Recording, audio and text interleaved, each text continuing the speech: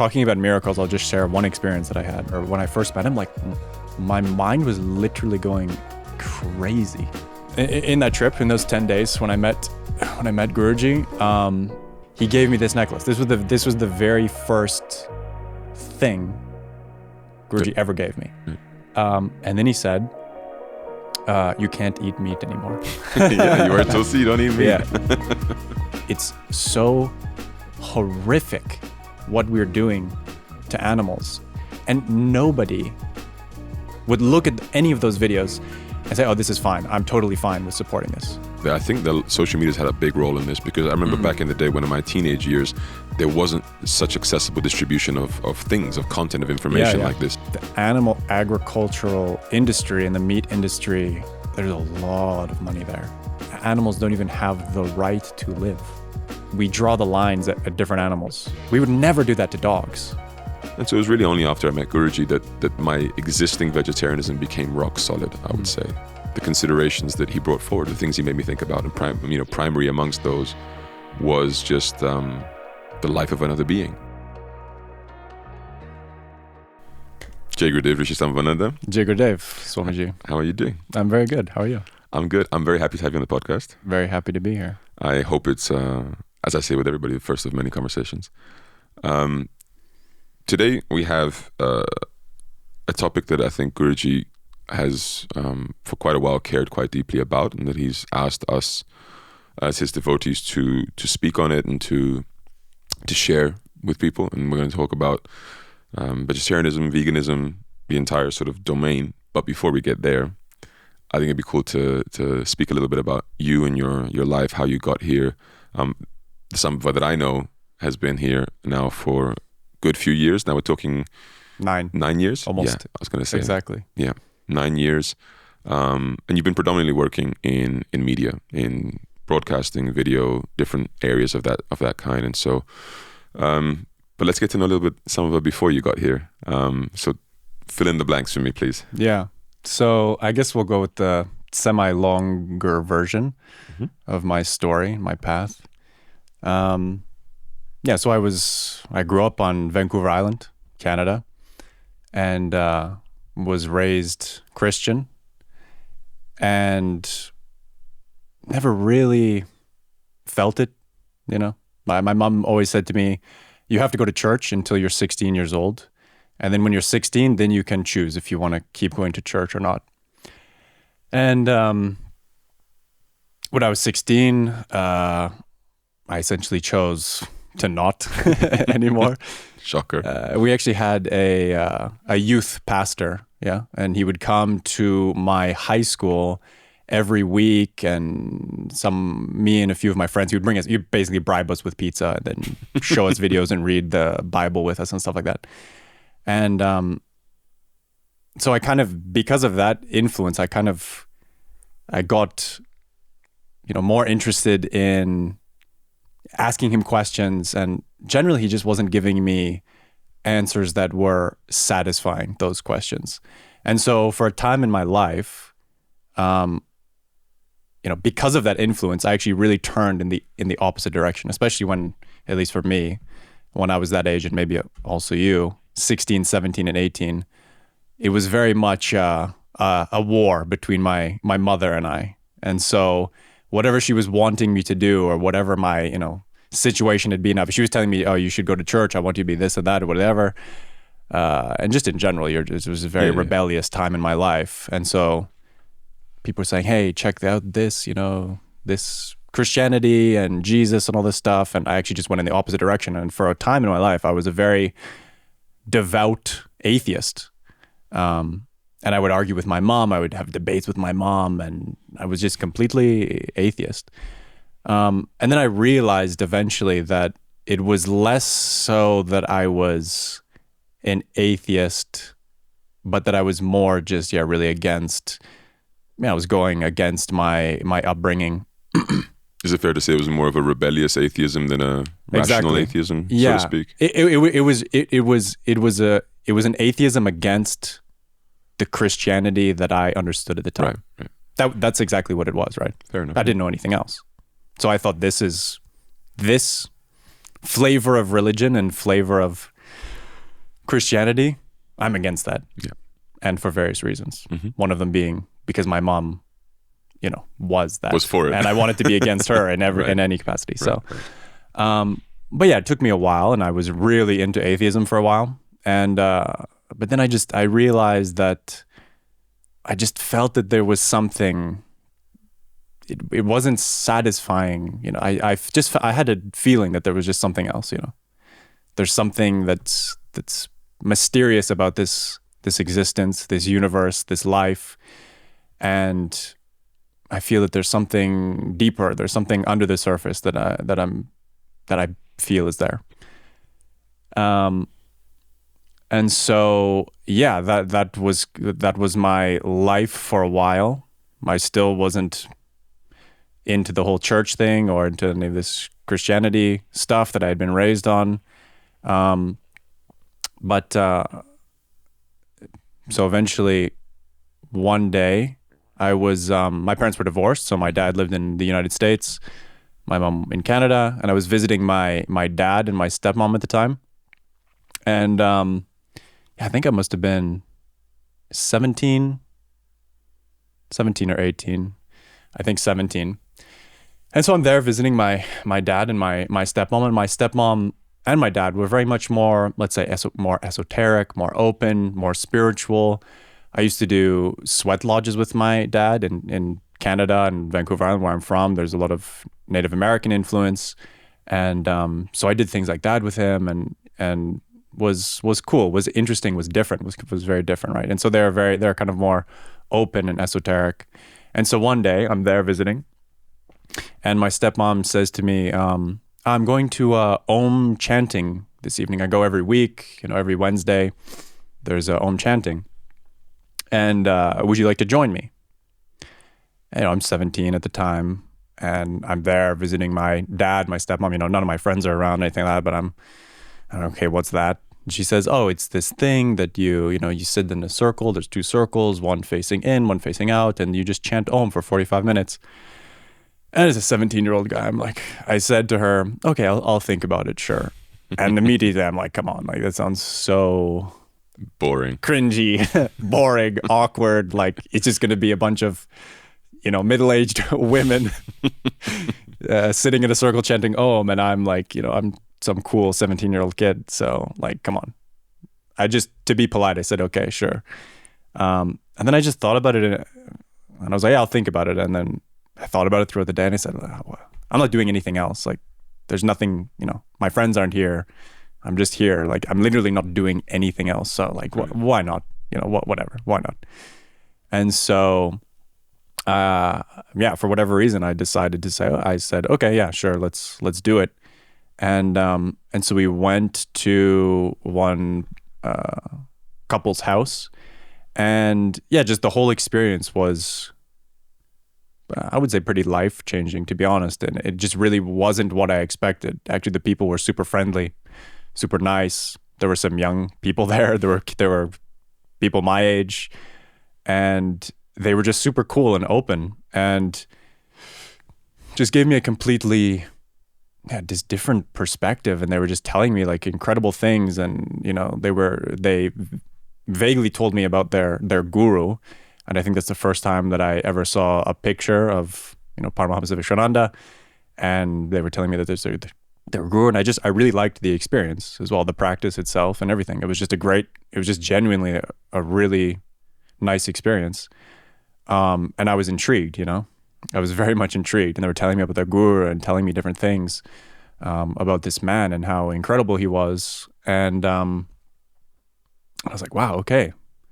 That's really not what I expected. Right. Can we do it again? Can we go again? And they were telling me, we're Atma Kriya Yoga teachers. Atma Kriya Yoga is this type of meditation that we teach, that you can learn. Do you want to learn that? I wanted to learn that. We went the next week there, and then I at the time I didn't have the money to pay for the course, but then I was like, okay, I really want to save up the money and take the course. And then by that point, I went, I had to go back to Canada. And then later, when I was back in Washington, I ended up taking the course. And then it was like, there's one monk coming from Germany, because this guy, Paramahamsa Vishwananda, he has an ashram in Germany, and there's a monk coming from Germany who's going to visit, and he's going to do courses with us. I said, oh, that's awesome. I really want to meet this guy. And I genuinely had an idea where I think a lot of people in the West would have an idea. What is a monk? What is it? What do you think when you think Hindu monk? And of course I thought, okay, well, he's a very elderly Indian man who is very, his eyes are always half open, and he's very what's the word? Equanimous. Yeah, equanimous. Yeah. Like he's very level-headed. He's never appears to be angry. He never appears to be this or that. You just think of a long hair, shaved head. Yeah, long beard, hair, long beard. Yeah, exactly. Wearing robes, wearing a shawl, and And of course, to my surprise, the monk that I met that came was, at the time, he was a Rishi, now he's a Swami, is Swami Tulsi Devi. So he's this small, white guy who's close to my age. He did have a beard. He did have the beard. Beard, long hair. But from Wisconsin, right? And so my whole expectation, my whole perception of what it meant to be a Hindu monk shattered, yeah. And man, I just absolutely fell in love with this guy, man. Like he was so sweet. And if I say that the first Om chanting changed my life, it did. It changed my life to a degree. Meeting Swami Tulsi Devi really changed my life pretty drastically, to be honest, because it was just something else. It was like, I was in high school at the time. Right. This was, I think I was either still 17 or just 18. I was in high school at the time still, like, and this guy was just like on another vibration. He was just on there was a joy in him, and he had found something.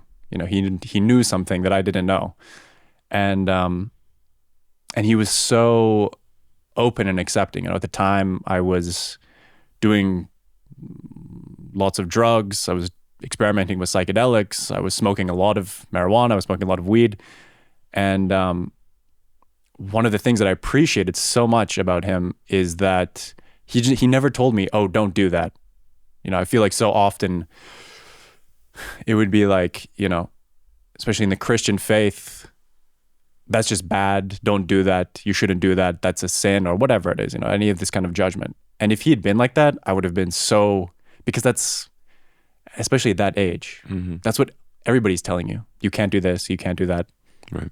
And he just didn't do that at all.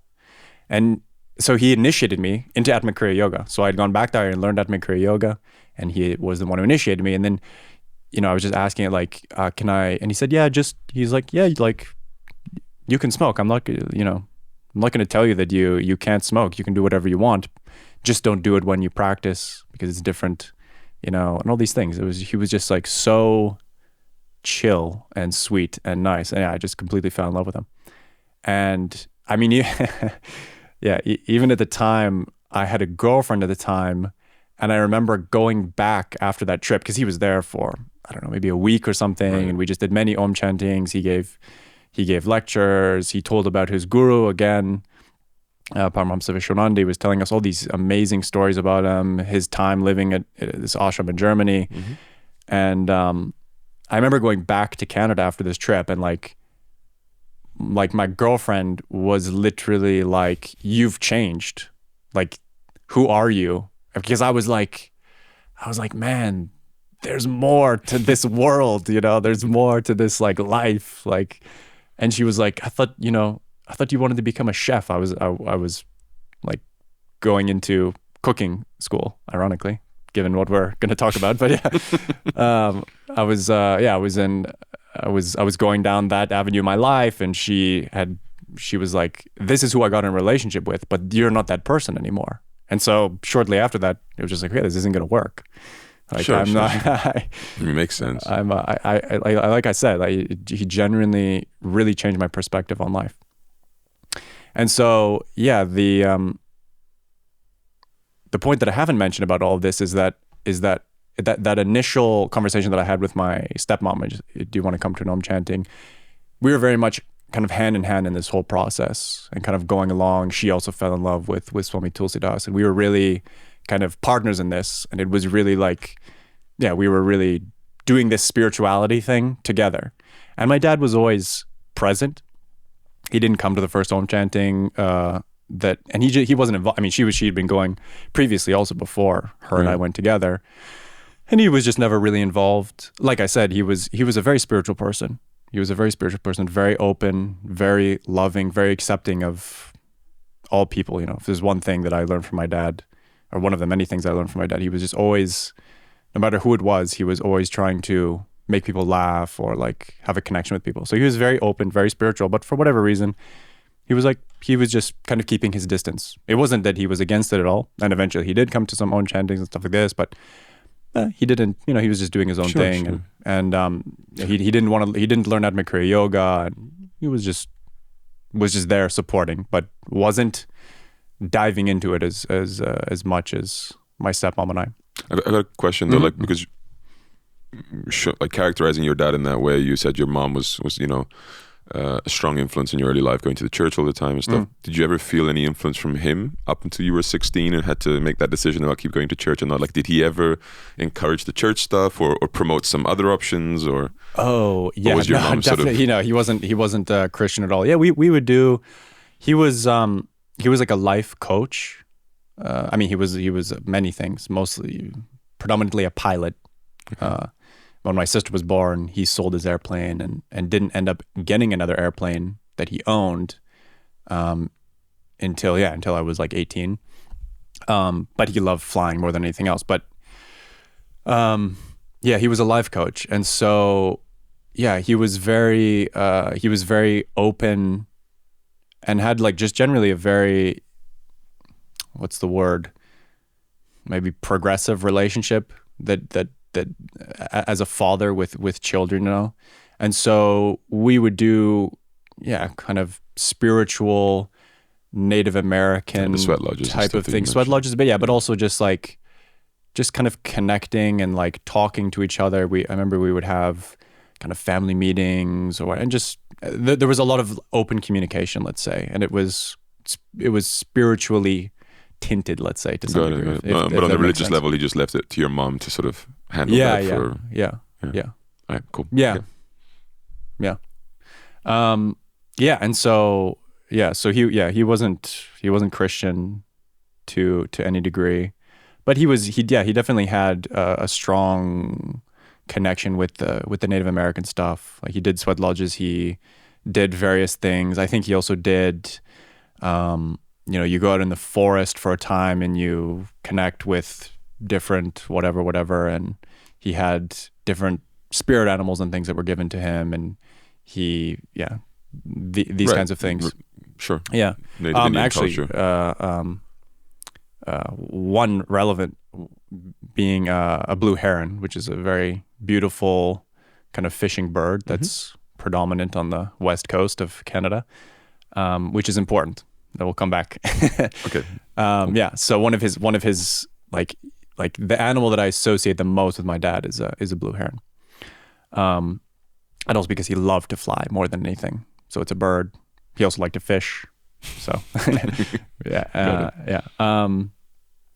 and so anyway, he was never, he just kind of kept his distance from this stuff, but it was always super cool and supportive. And then one day, by this point I'm 18. I really need to like get clearly in my head the timeline of all of this, because I tell this story so much, but the timeline is always like, when did I meet Swami Tulsi Das? But anyway, I'm 18 by this point, and in my last year of high school, right? And one day I think my stepmom texts me and says, "This is really strange. All of a sudden, your dad." He just goes to her one day and he says, "Can I learn Atma Kriya yoga?" And she's like, "Okay." Like, it's been like months and months and months. Like, what's this urgency? And he's like, I want to learn Atma Kriya yoga like now. Like, there was an urgency. He's like, I want to learn it as soon as possible. And she's like, what? Like, where's this coming from? Like, there were so many opportunities before this, but now all of a sudden you have this urgency. And so, okay, the person who taught me, there's some scheduling things, like they need enough people to make a course, and was it going to happen? Was it not going to happen? She was also flying to like London. Okay, there's some logistical things, but it ends up happening. They get enough people, and it ends up happening. And so he takes the course, and it's a 3-day course, right? And yeah, on the third day, there's some interesting stories also there from the woman who taught me and also my father. On the third day, he emails me. He actually, by this point, I said he sold his airplane when my sister was born, but he had just bought like an ultralight airplane fairly recently, and that's like the first time that he's owned an airplane in like 18 years or longer, actually. Yeah. Over 20 years actually. And so he had been kind of working with that. It's like a very small kind of cheap airplane. They didn't have a lot of money, right?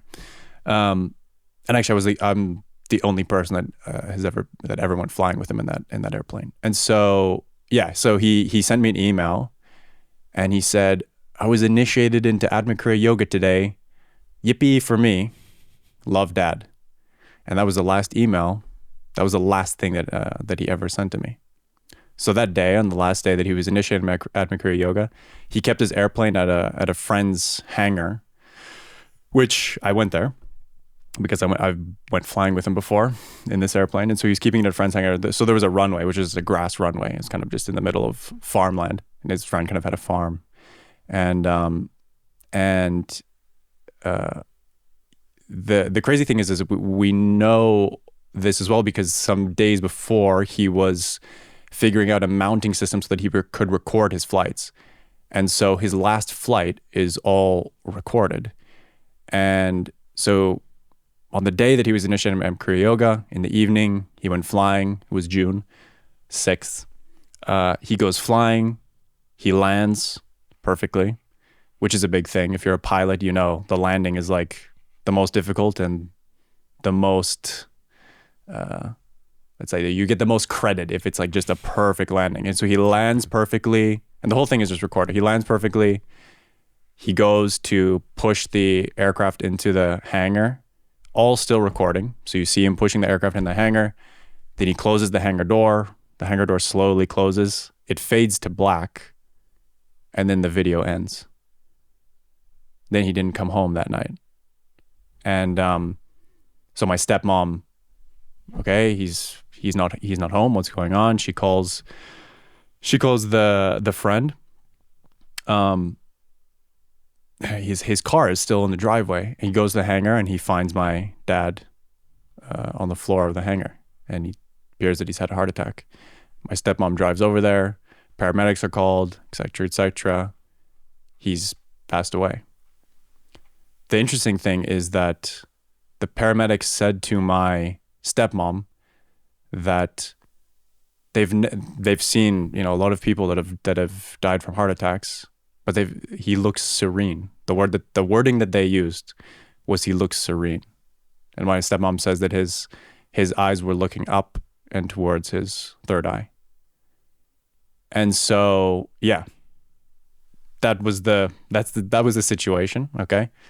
The next morning, of course, I at the time I don't know any of this, right? I'm just in Canada, right, living my life, 18 years old.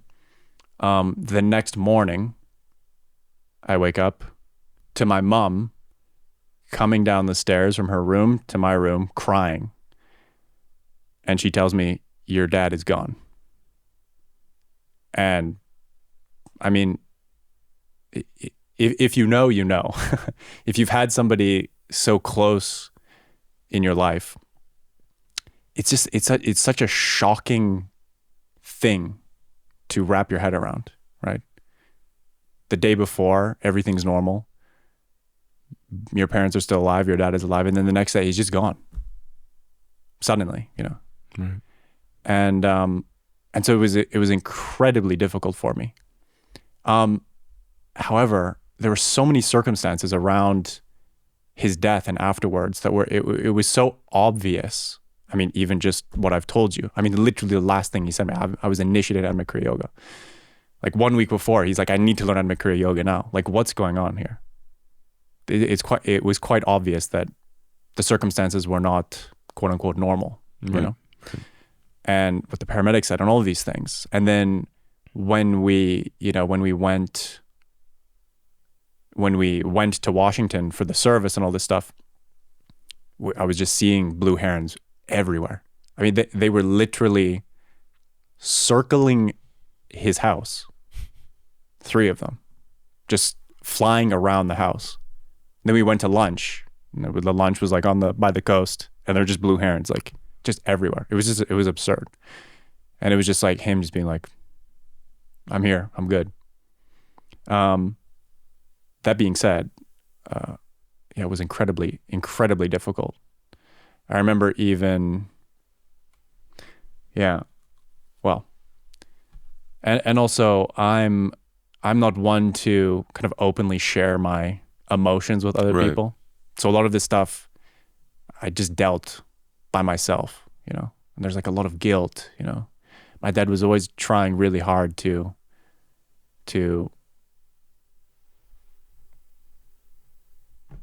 have a relationship with me, really hard. You know, I'm 16, 17, 18. Right. I don't want to, I'm avoiding my mom. I'm just doing my thing with my friends, all this stuff. Anyway, it was incredibly difficult. But it was still very obvious that the circumstances of his death were divinely orchestrated. That was just plainly obvious to me. But it was very difficult. No, can imagine. And so, I, at the time, I ended up seeing another girl, and I ended up kind of like, because I didn't know how to deal with my emotions. I didn't know how to reach out to people for help or anything. Like, what I did is I turned to drugs to numb, right? Yeah. Because when you're just alone with yourself and your situation, and the fact that, again, it's kind of like running a computer code, where your life is going in this certain way, and then it just hits an error, like, of the mind, where it's like, this person no longer exists. Like, how can you process this? And so how I dealt with the situation is I ended up doing a lot of drugs and just trying to avoid and distract myself, and kind of moved away from spirituality to some degree. And so, so life continued. Like I said, I was seeing this girl, and I kind of, by that point, I had dropped out of culinary school. I was like, oh, I actually really don't want to do this. I mean, even at the time, I didn't, even when I decided, I kind of like cooking. I said, okay, it's just something to do. And then I was like, oh, actually, this sucks. It's actually it's a very intense industry. Yeah. And so I was kind of like a bit aimless, I was working at one place and and I was kind of saving money. And then my mom said to me, oh, why don't you go traveling? And I had graduated high school. I think my dad died before I graduated high school. And so go traveling. You have family, near Toronto, and you have family in Chicago. And at the time I said, actually, you know what? I like being creative, and I like movies and cinematography things. I think I want to be a cinematographer. And I just so happen to have an uncle who's a producer, and so he's in that world completely.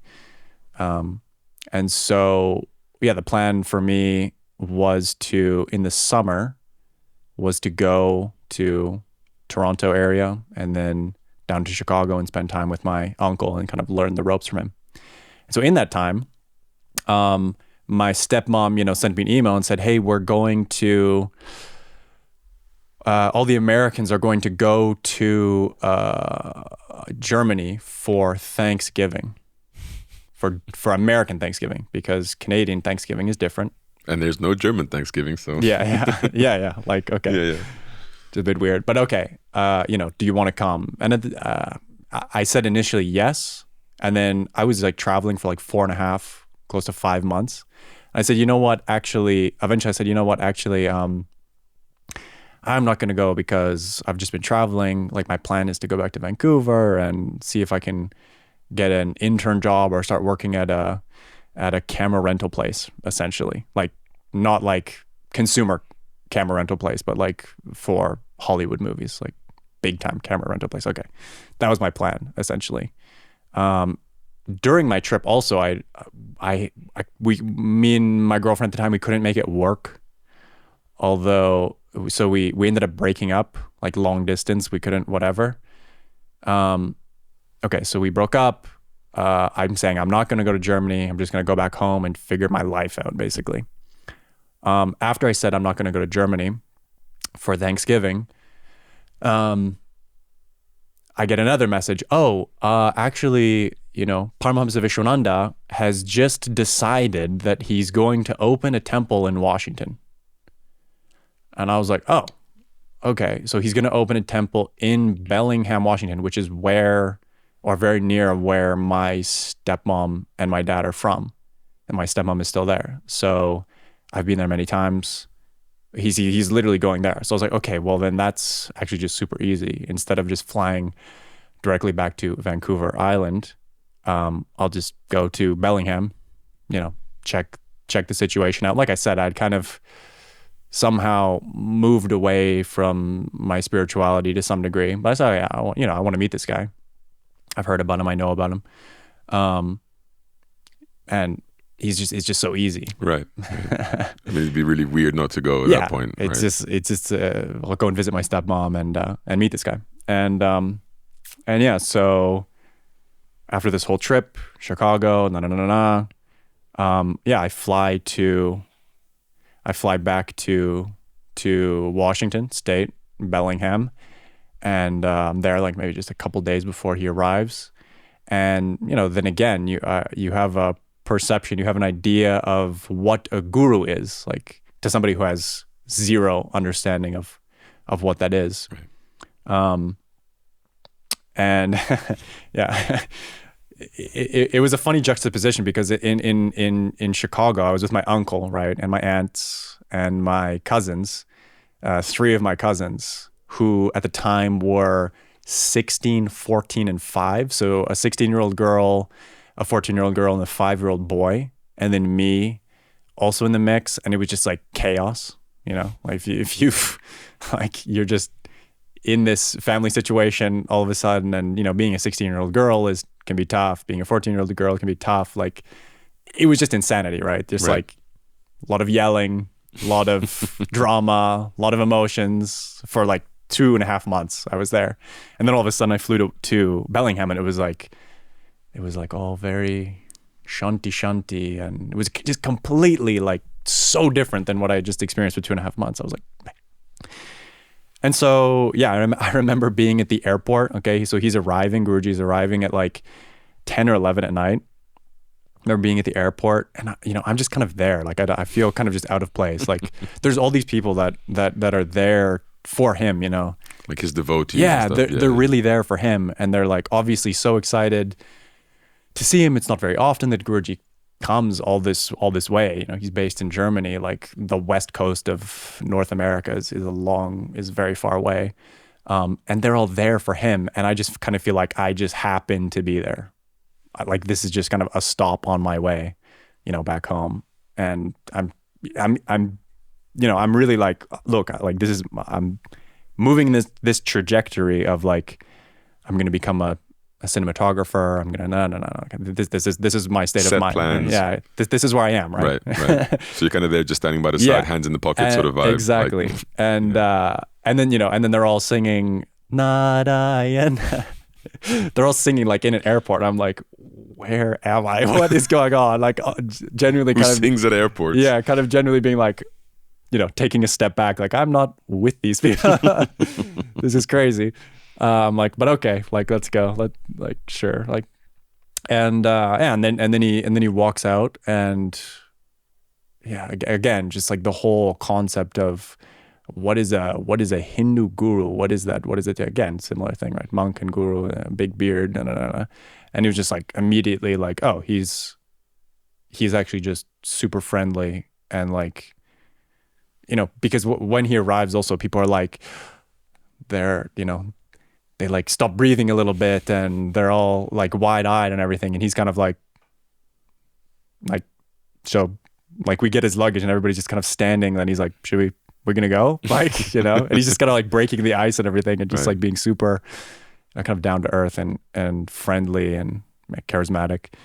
And my God, yeah, the Om chanting was life-changing. Meeting Swami Tulsi Devi was life-changing, was another degree of life-changing. I mean, meeting Guruji, meeting Paramahamsa Vishwananda was like life-shatteringly, like completely insane, right? And, I come from, like, my knowledge at the time of Hinduism was like zero, essentially zero, like almost literally essentially zero.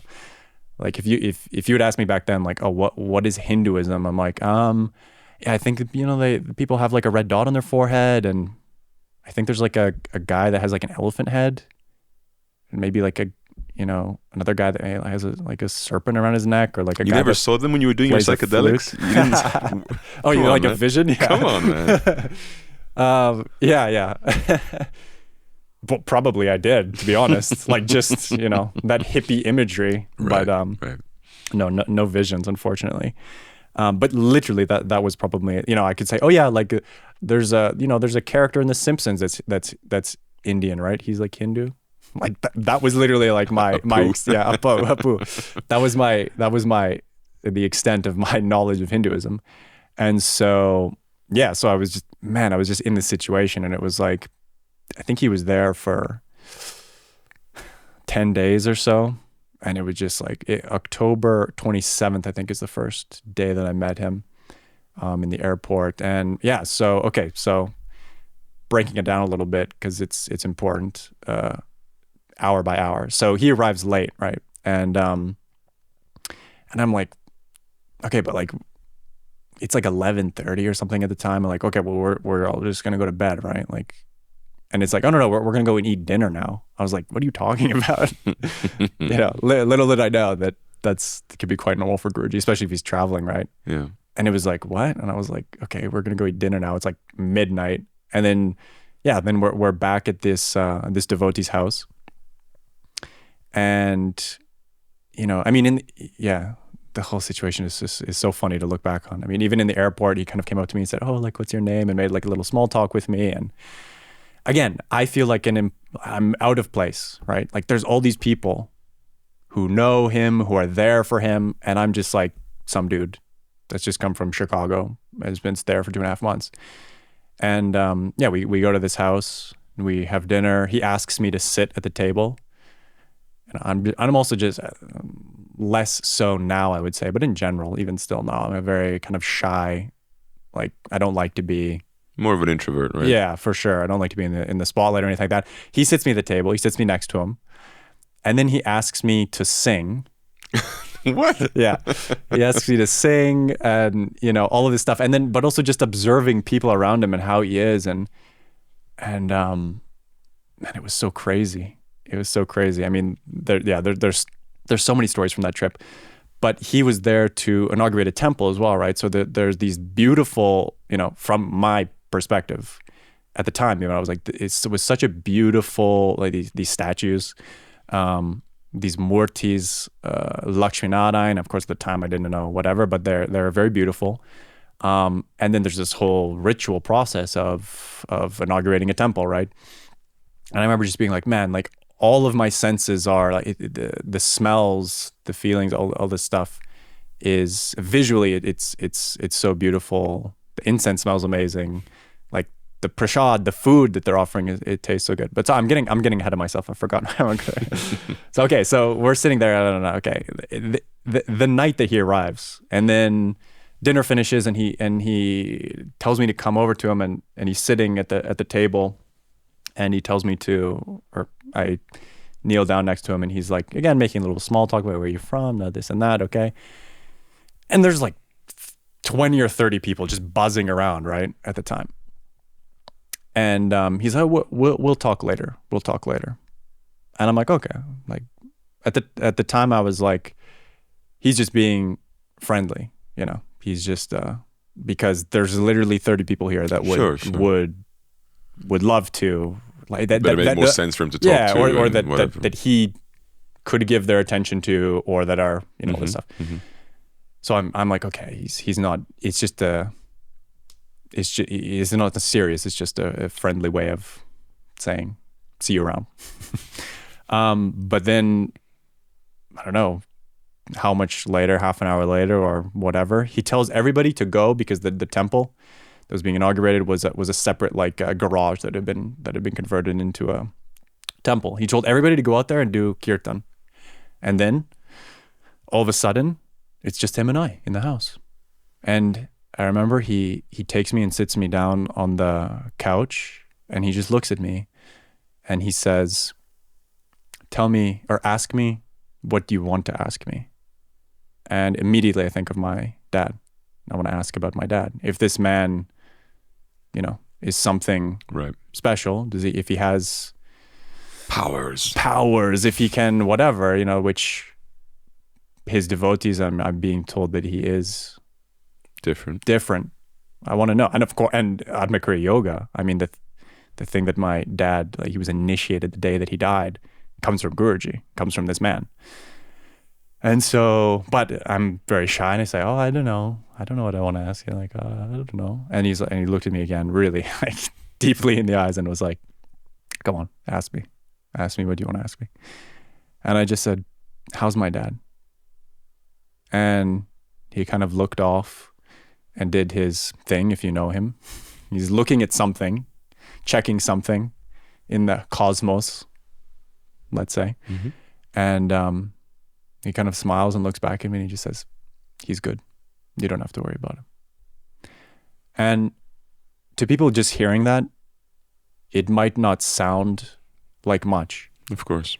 But I'm telling you that in that moment, there wasn't a shred of doubt in my mind that he wasn't telling the truth, which I'd never experienced before with another human being, if that makes sense.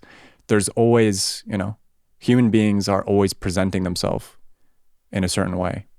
I present myself in a certain way when I'm with my grandmother, for example. I present myself in a certain way when I'm with my friends. You know, we have all these different masks and things, right? Mm-hmm. But with Guruji,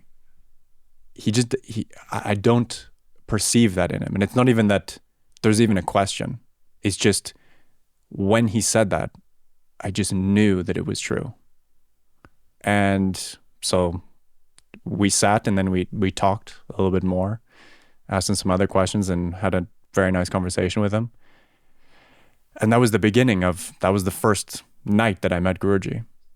And I mean, those 10 days were like just unreal, just crazy. I mean, when you go from one chapter of your life, one way of life, and then all of a sudden you're just in front of a person that is just like nothing you've ever experienced before.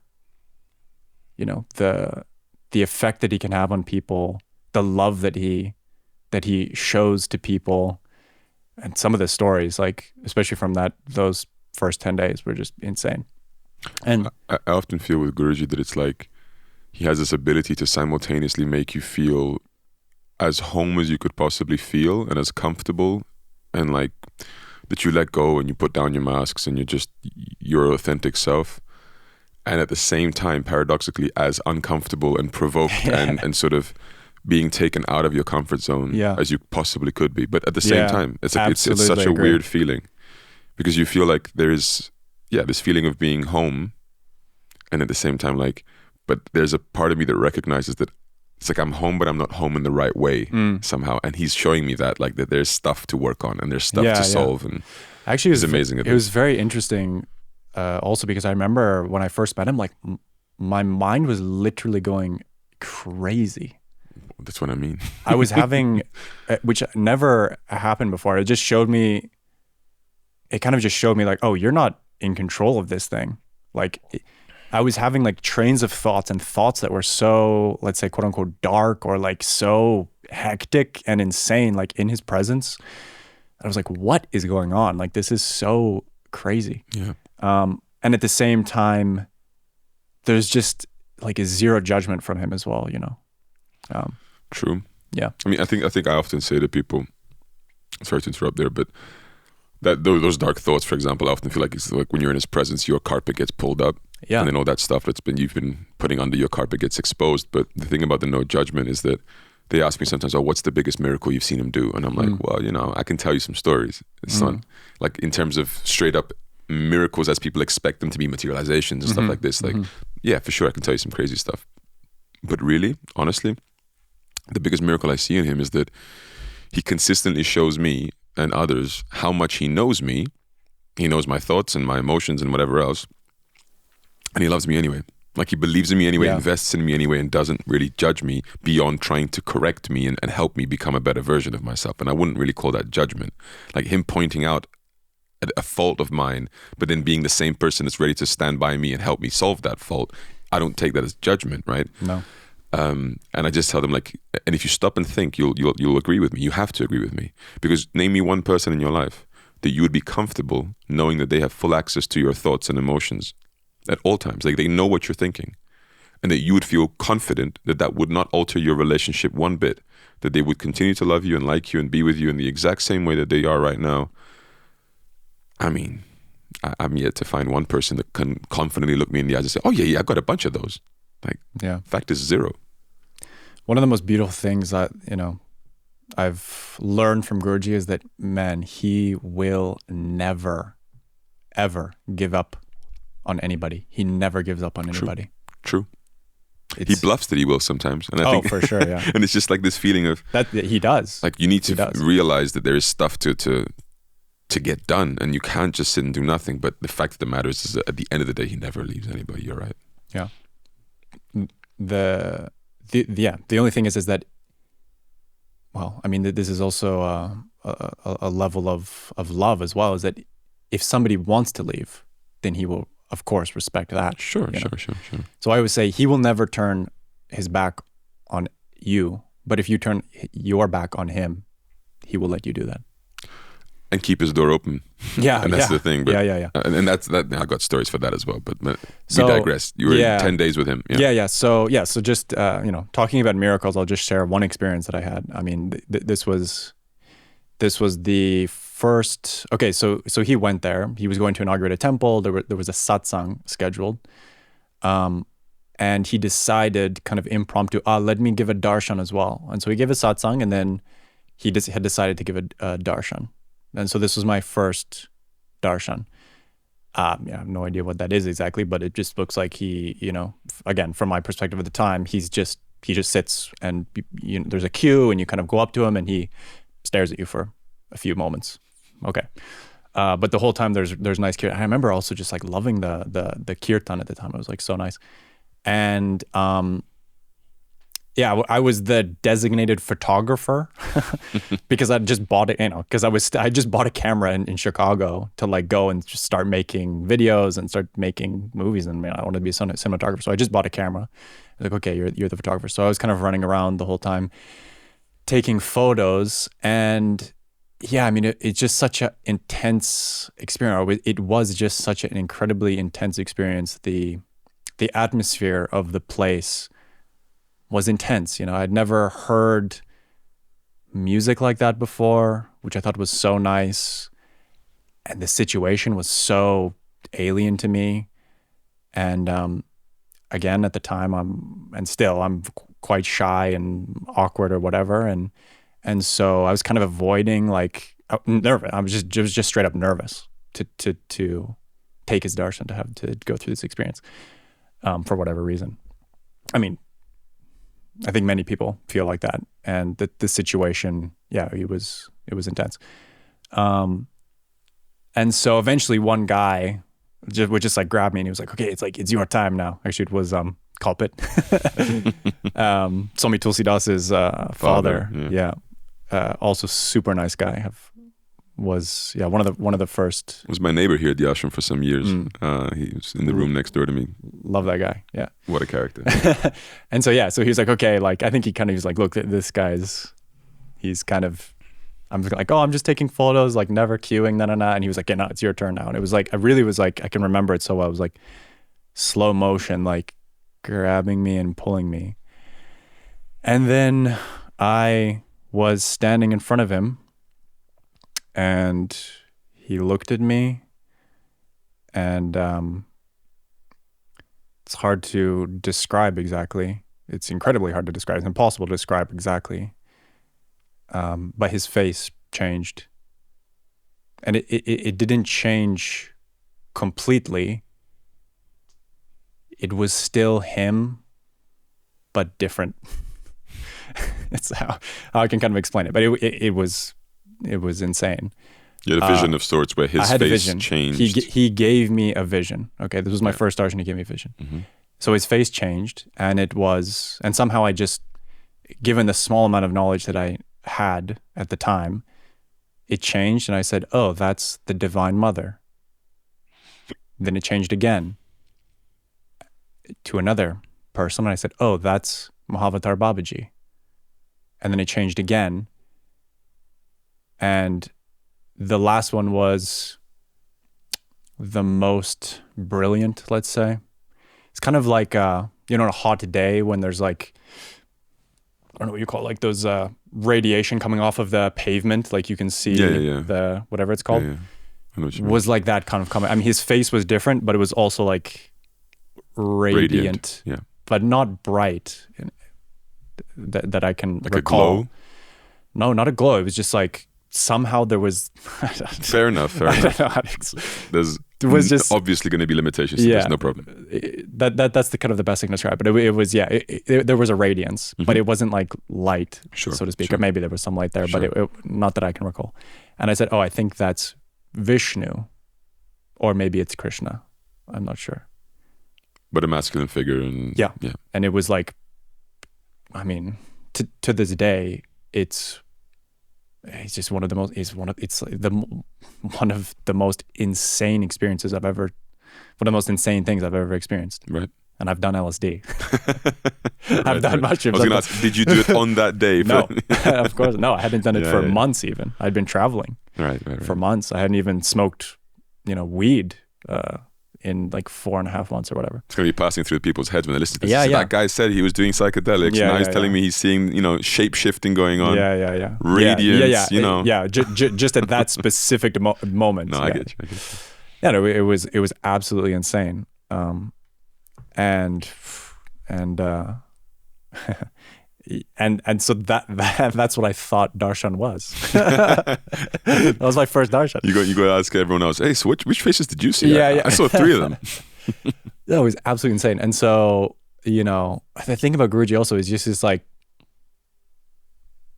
he's just like, he didn't come to me. It was like, so like, how was that experience? Like, he's so cool. Like, he's just nonchalant. Matter of fact. Yeah. It's just like, it was like, he didn't even bring it up with me. But it's his nature. I mean, this stuff is hard to navigate because we're obviously inside a bubble here in a context of like us having known him and experienced these things and heard this to such an extent that it's like the most public secret that we know, right? Like Guruji's divinity, his extraordinary nature is something that for us we're so accustomed to some extent.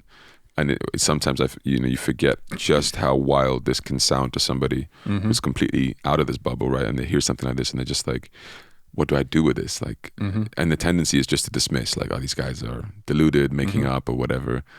And that's why a lot of what I've been doing also in this channel, like conversations that I've had by the time we publish this, I'll already have had a conversation with Myron where we're tackling this whole thing about Guruji's divinity. And it's not an easy topic, but at the same time, how can I run away from the topic? Like, how can we deny like something like that? You go for a darshan, you're completely outside of any Hindu context or bias, and then you're just seeing those very specific things and experiencing those very specific things. And I just feel like those are the stories, those are the experiences that for me are the building blocks of the life we have and the faith we have, the morality that we pursue. Everything that we do is somehow built on these undeniable experiences that transcend all forms of organized religion and philosophy and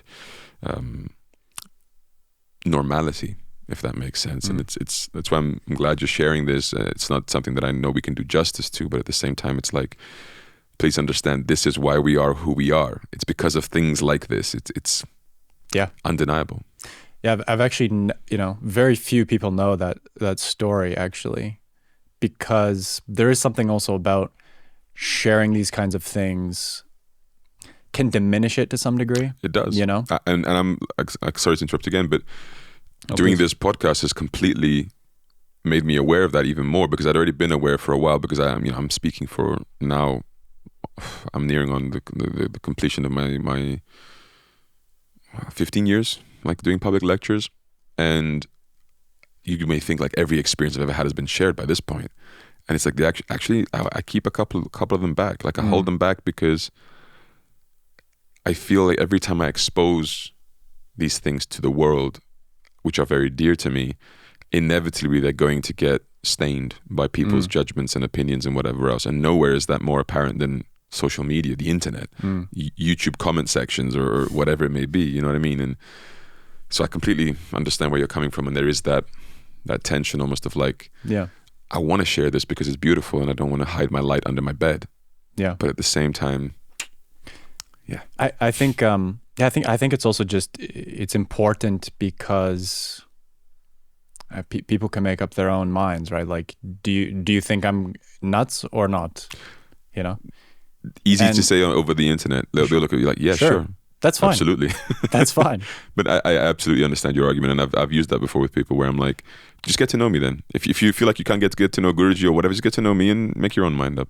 Because I remember actually also during that trip, so after this, some days following this, I remember even Guruji, did a video call. Do you remember this? I do. He made a video call with the... I was waiting where that was going to fit in the timeline. I was like, I remember having a FaceTime call with you guys, but... And having a video call with like the boys back in Germany. And, I think you were there, Pankaj was there.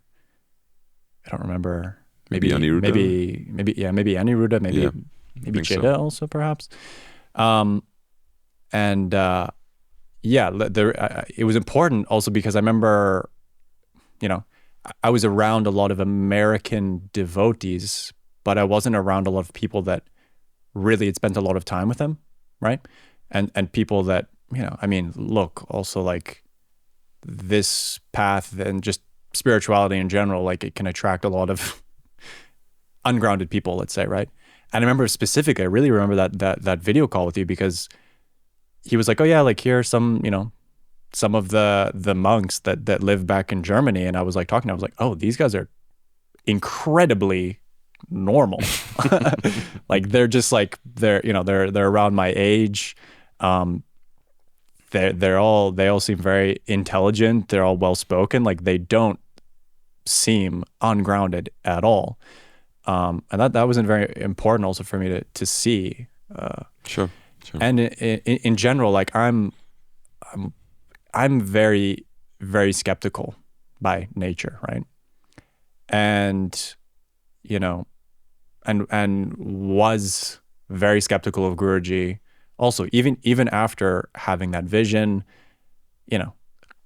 I think a couple days after that, he materialized a ring for me, and at the moment I was like completely blown away because also he just did it, and then I think he just did it, and then like just to see my reaction. So he didn't he just did it, and then it was like, just like kind of just went on his phone or whatever, and I was like, what the hell just happened? And then I have this ring, and I'm like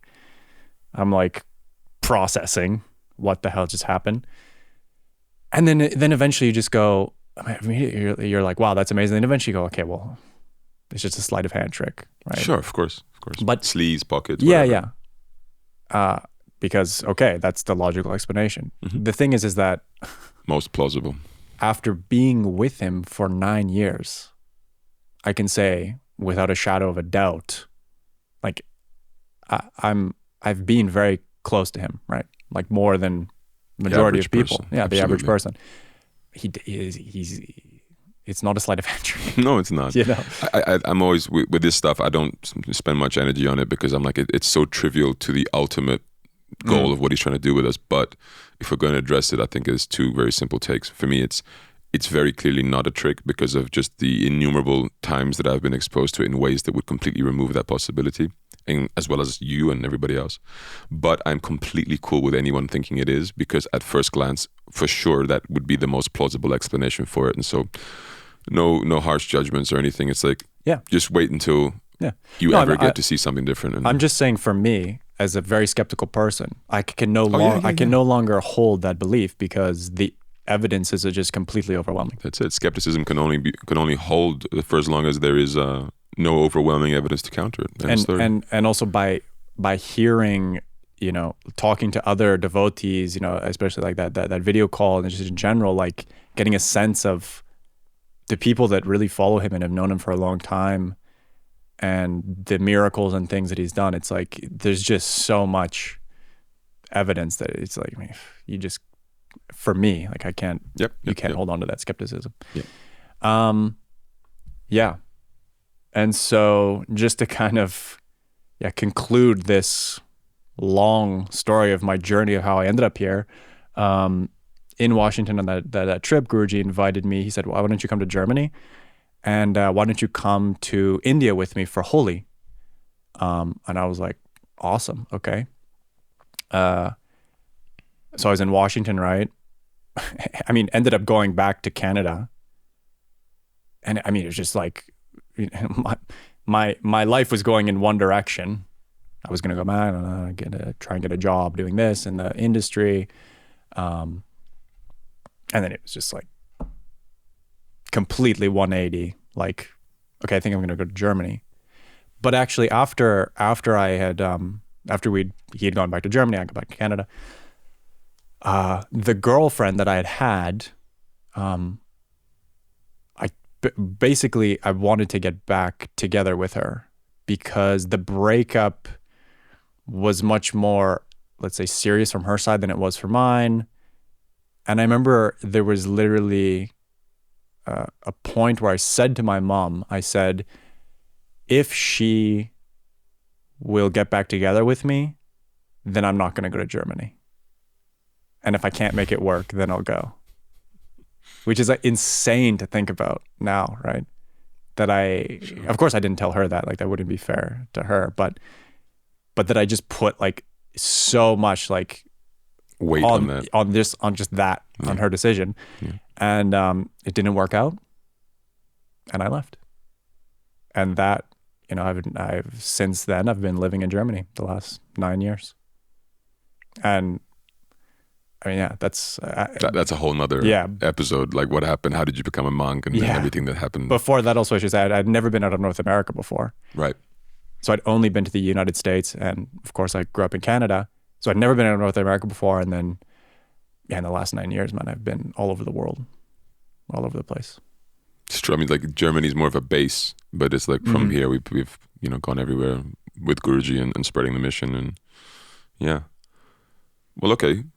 Thank you very much for sharing. That was beautiful, and I think it's really, really important. That was the very long version. I've told parts of this story many, many times, but and yet it's really short as well, because if we're being honest, like we're skipping over so many things, and I think it's really important to share those things, man. I think listening to it, even from my perspective, I'm still sort of makes me think things, and you know what I mean. It's really, I think sharing authentically is everything. I think it's really important.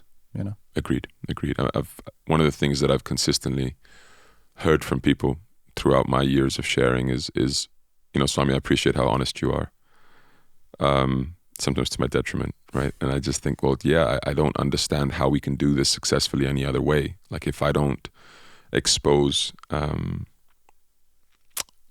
my thoughts and motivations, but even my worst sides, let's put it like this, then I'm not transmitting something that is authentic and honest to you, and you're going to build your ideas and your life on the basis of something utterly false, and that's That's not healthy. Like, you know, I often say there's the deluded disciple that wants to see the garden of roses everywhere, and they're not willing to face the truth and face the music.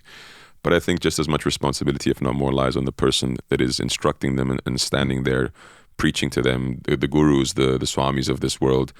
You've got to be honest to your real level, no matter how much that might get you less followers or get people to think things about you and damage your reputation. It doesn't matter, because building up a false image of what you are and who you are and what it is to be a monk, and now I'm like this person that all skepticism has left me and whatever. Actually, that's one of the things I appreciate about you the most, Swami, is, you know, having just listened to your satsangs and listened to you talk so many times. You're super honest and real about your own struggles, and I appreciate that so much, because I think, like exactly like you said, especially being a Swami, being a monk. Yeah, man, it's very helpful to hear, like, oh, this guy, he's not a saint. He hasn't perfected it. I'm not. He's still struggling, you know. Yeah. And you've always been super honest and open about that. It'd be easy to act holier than thou, and I think it would bring a lot of benefits. But I think it would. It's a bait and switch, and at the end of the day, it would harm everyone, including me. So, thank you for sharing, Sambhava. Yeah, of course. Now let's segue this into our topic. Maybe I'll do it for you, because actually here I'm even wearing it. So that in that trip, in those 10 days when I met Guruji, at one of the days he said, he said, do you wear Tulsi or something like that? He gave me this necklace. This was the very first thing Guruji ever gave me. Right. Which is this Tulsi necklace. And so he took it off of his own neck and put it on me. And I've generally been wearing it ever since. It's very dear to me. It's literally the first thing he's ever given me. Right. And then he said, you can't eat meat anymore. Yeah, you wear Tulsi, you don't eat meat. Yeah. I said, okay. Not really knowing why. But yeah, this is the first thing he ever gave me. And when he gave it to me, he said, you can't eat meat anymore, or you shouldn't eat meat, maybe. For those who don't know, Tulsi is, for us as Vaishnavas, a sacred, she's a deity, but embodies herself as a sacred plant. And so we as Vaishnavas wear necklaces made of her wood, let's say the beads around our neck, and we chant using Tulsi beads and different things. So Tulsi is very, very sacred, and because she's a divinity and she represents devotion to God, like there is a level of, let's say she's the mother, and so there's respect there that once you wear Tulsi, you don't eat her children, in a very blunt way. But that's the connection there.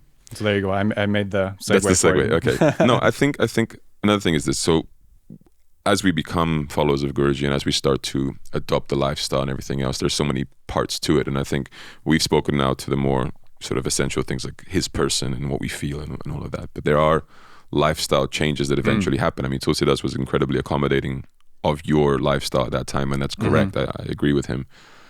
But as you get deeper into this and you start to make life commitments and changes, there are behavioral changes that come with it. And one of them, for us, to make it clear what Bhakti Marga's stance is on, what Guruji's stance is on vegetarianism and veganism, is it's best to be vegan, although because of the sacred status that the cow holds in Hinduism, and maybe we can touch on that a little bit as well, we are fully permitted to consume dairy products as long as we know where they're sourced from. And what that means is that they have to come from happy cows. And we define happy cows as cows that live a natural life and in no way are being bred or artificially inseminated or exploited in any way that is not natural to their life processes for produce. So as they conduct their regular life, we will partake of the byproducts of that regular life, so to speak, which of course makes it far less accessible, far more expensive, etc. So in the end, we end up mostly becoming vegan just because of how unethical the various industries are. And we can dive into that, of course. So that's the Bhakti Marga stance and Guruji's stance. It's not mandated veganism, and I want to make that clear. It's not once you become a devotee, you are ordered to become a vegan. That's not the language we use. It's more that being vegan is best. It's the ideal. So I often speak of it in these terms. As a Vaishnava, as a monk, as a devotee, we have 3 categories of behavior. You have the ideal, the permissible, and the prohibited, right? And so it's important to map out what the ideal is so that we know and we can strive to get as close to that ideal as possible. That's really sort of the sentiment. And so that may mean that we are 80% in the ideal zone, 20% in the permissible zone, as long as we are 0% in the prohibited zone, right? And so the way to see it is that it's that veganism, dairy products are permissible within a certain context. No eggs or anything of that kind. That's in the prohibited zone, so to speak. So that's our stance. That's what therefore we live by. And Guruji has now for some time asked his devotees, like, look, spread vegetarianism, spread veganism. It's important. And if I were to really understand intuitively why I think it's important to him, to the degree that I think it's important to him, yes, there are environmental considerations. Yes, there are different considerations. But I think at the core of it, it's because by his nature, what he does is he cares. He cares for people, for us, for animals. He cares for all beings. And so he's not doing this as a crusade to care and protect for the animals exclusively.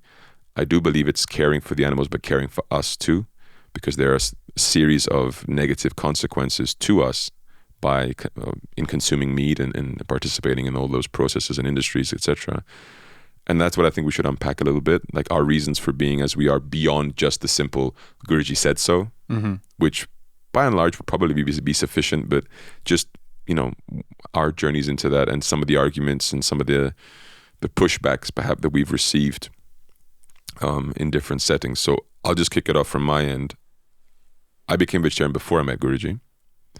The reason for it is because my mom was quite a spiritual person, and she became vegetarian when I was maybe already 10. Maybe I'm getting that wrong. Sorry, Mama. Like, I don't know her timeline as precisely as I know mine. What I knew is that I was resisting it for a while, though. Despite her being vegetarian at the same, at home, I was continuing to eat meat, and I, respected her, but I was doing my own thing. But I understood how inconvenient it was becoming for her, because every day she would cook my meal where I would have meat and then cook a separate meal for herself. And so she was almost having to cook twice, right? And she was doing that out of, care and affection for me, but it was clearly a headache, right? And I didn't like that. I mean, I felt like obviously my mom's, busy and I love her, and why would I want to burden her with extra stuff? And so I said to her, you know what, I'm cool to eat the vegetarian stuff. I mean, she's an amazing chef. She owned 2 restaurants and stuff. My mom was a really good cook, yeah. Bakery as well. So I was like, yeah, for sure, Mom. I'll eat whatever the vegetarian stuff is. And then I just thought I'll eat meat when I'm out of the house, if I'm at friends or if I'm out at a restaurant or something like that, where it doesn't burden her, basically. And that was my position. So I became a circumstantial vegetarian. And I think as the years passed, maybe I was 14 already, 15, I just thought, I'm good with this, actually. I don't feel the need, the urge to continue to eat meat. But it was never that strong ethical decision of like, I just have fundamental principles now that I'm not willing to break. It was more just convenience, good food. It was easily accessible to me. So why not, right? Why not? But I felt the cost of not having made a very firm decision based on principles, because I would often be tempted back into just a little, meal here, a little thing there out of convenience. So I'll go to a friend's house, forgot to tell them I'm vegetarian. The parents cook something, there's meat, and I'm just like, it's going to be really rude right now if I refuse this and I make a scene or whatever, especially since I didn't tell them in advance. So I'll just quietly eat it, and we'll leave it at that. So stuff like that got me quickly breaking those ideals, but it really was because it was built on convenience and circumstance, not on some moral principles. And so it was really only after I met Guruji that my existing vegetarianism became rock solid, I would say. And that was because of the considerations that he brought forward, the things he made me think about. And primary amongst those was just the life of another being, that I was consuming and participating in the unnecessary killing of another being. And the key word was really unnecessary. And I know it may sound so trivial, and like obviously people have thought about this before, but I hadn't. honestly, even being a circumstantial vegetarian, I had never stopped to really think deeply, what am I doing here when I'm eating this meat or whatever? And so him just pointing out to me, look, it's not necessary, and you are essentially killing another being, or participating in the process that does that. Why? And I couldn't give him a good reason. You know, things popped in my head. It tastes really good. It's convenient sometimes, but I felt so ashamed to say something like that in front of him. Him already being what he means to us, like he's a role model figure, my guru, my mentor, and he's sitting there asking me a question where I wasn't going to give him a cheap answer like that, where I knew it was a very hypocritical and fragile thing to say. And so I said, honestly, well, no, there is no good reason. And as I accepted that as being true, he just, you know, it's almost like a Socratic thing. Like he asks me the question so that I tell myself the answer. It's not that he tells me you shouldn't eat meat. It was like, tell me a good reason why you eat meat. Right. And as I don't find a good reason within myself, I almost tell myself that I don't have a good reason to eat meat. And so that's in my opinion, the healthiest way to get anyone to do anything. It's to show them that it's already what they believe. They just haven't been willing to face it, or whatever it may be. Like helps them reach their own conclusions. And so that was it for me. And that was a very simple process. That was the end of it. I never again, you know, not only touched meat, but I never even had the desire for it, which I think is a second step. One thing is refraining from the physical act. I think a second step is mentally, like just letting go of the attraction for it. And I think the more I understood what it really meant to eat meat in terms of the consequence to the life of these creatures and everything else surrounding it, I just thought, no, I'm no longer attracted to this, even conceptually, right? And it really, I can say to this day, it never once again has the desire for any of that or attraction for any of that come back into my life. What's your, like, let's say, take on this? How did you become vegetarian beyond just the necklace situation? Yeah. Like, what's your process with it? Yeah, it's a very different situation than you. I was not vegetarian at all before I met Guruji, and then, essentially very quickly changed. But also, again, I just been living in the end, of course, of the ashram. There's no meat served, and then so I was just living at the ashram and was eating meat, and I kind of slowly, again, because like you said, Guruji talks about it frequently and has talked about it frequently. Got more and more interested in it, and then personally got more and more interested in it, and started doing my own research, and then kind of just got really passionate about it to some degree. And it's very, very clear for me now why I don't eat meat, the reasons I don't eat meat, and I don't think there's a strong reason that one would eat meat except for necessity, like you said. Right. But I think it's also important to say, like, I think there's maybe in the vegetarian or vegan community, like, to avoid saying, oh, it actually tastes really good. No, I loved eating meat. I enjoyed the taste very much. But just because you enjoy something doesn't make it morally justifiable or good. And so I just kind of did more and more research. I mean, even before I met Guruji, I remember you'd kind of come across different videos online of cows or whatever it is in slaughterhouses, and I remember, again, this is before meeting Guruji, but really just like specifically seeing those videos and immediately being like, wow, I don't want to see that.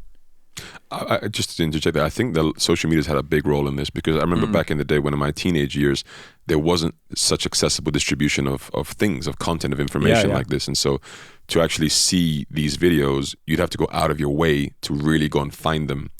And I think now with YouTube and social media the way it is, it's just so much more accessible, and it just comes to you, and you see that stuff quite easily. I mean, I think people also need to understand that the animal agricultural industry and the meat industry, there's a lot of money there. And there's a lot of, especially now, like you see different campaigns like going against, they're getting upset that people are calling, almond milk. They're getting upset that people are calling vegan things, sausages. And I saw one interview the other day. There's a guy who's upset. Why are you calling it sausage? Why are you calling it sausage at all? It's like, you know what I mean? So there's a lot of propaganda from the animal agricultural industry that's trying to suppress these things, right? Well, I think the most lucrative industry in the world is the pleasure industry in all the forms that it takes, be it sport, media, video, music, meat. Because Absolutely. if you start to understand meat as pharmaceuticals, my God, yeah. Well, if you start to understand meat as a preference for pleasure, not a necessity for sustenance, let's say, as a broad statement. I know that there are, let's say, individual cases or particularities to that, subtleties, but broadly speaking, then you understand immediately why it is as lucrative as it is. Because again, all that brings humans pleasure, it tends to be a very lucrative industry, no matter the domain and the form it takes, as I said. And in the Upanishads, there's a very clear concept between what we call Shreyas and Preyas, which means the good and the pleasurable, the pleasant. And so there's a verse that says along the lines of a human can choose, like the purpose that he derives from his life and then the path he takes. But he is always choosing between the good path and the pleasant path. But the good path ends where you want to go. The pleasant path ends precisely where you don't want to go. And ironically as it is, the good path ends in pleasure and the pleasure path ends in suffering. Right. And if to unpack that, we're not going to do it now, but that is at the core of the ethic and the issue, I feel. It's that the more you understand that the goodness it often involves immediate sacrifice, almost like a delayed gratification principle, right? And some things, like you said, it's so nice, it tastes so good, right? To give that up for what, you would say almost. And I think there you have to understand that, you give it up for a lot. There's a lot that you're losing by doing it, and there's a lot you gain by not doing it. But it's more subtle than just immediate pleasure to the senses. What you gain is psychological benefits, ethical benefits, self-respect benefits, respect for all others benefits, and that creates more beneficial and harmonious societies and communities, and et cetera, et cetera. I mean, the benefits are quite long, but they're not so immediate.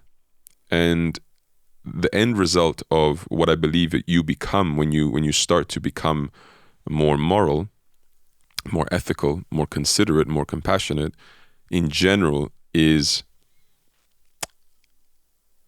I mean, it's the difference is so stark to the human psyche and the human person when you start to care about these things. And I'm not talking about just in the field of vegetarianism. When you in general in life start to care about self-sacrificing in favor of being good and right and ethical and compassionate and correct, in the sense of doing what is of greatest benefit to as many people as possible, even if that comes at self-sacrifice of your own pleasure in the short term.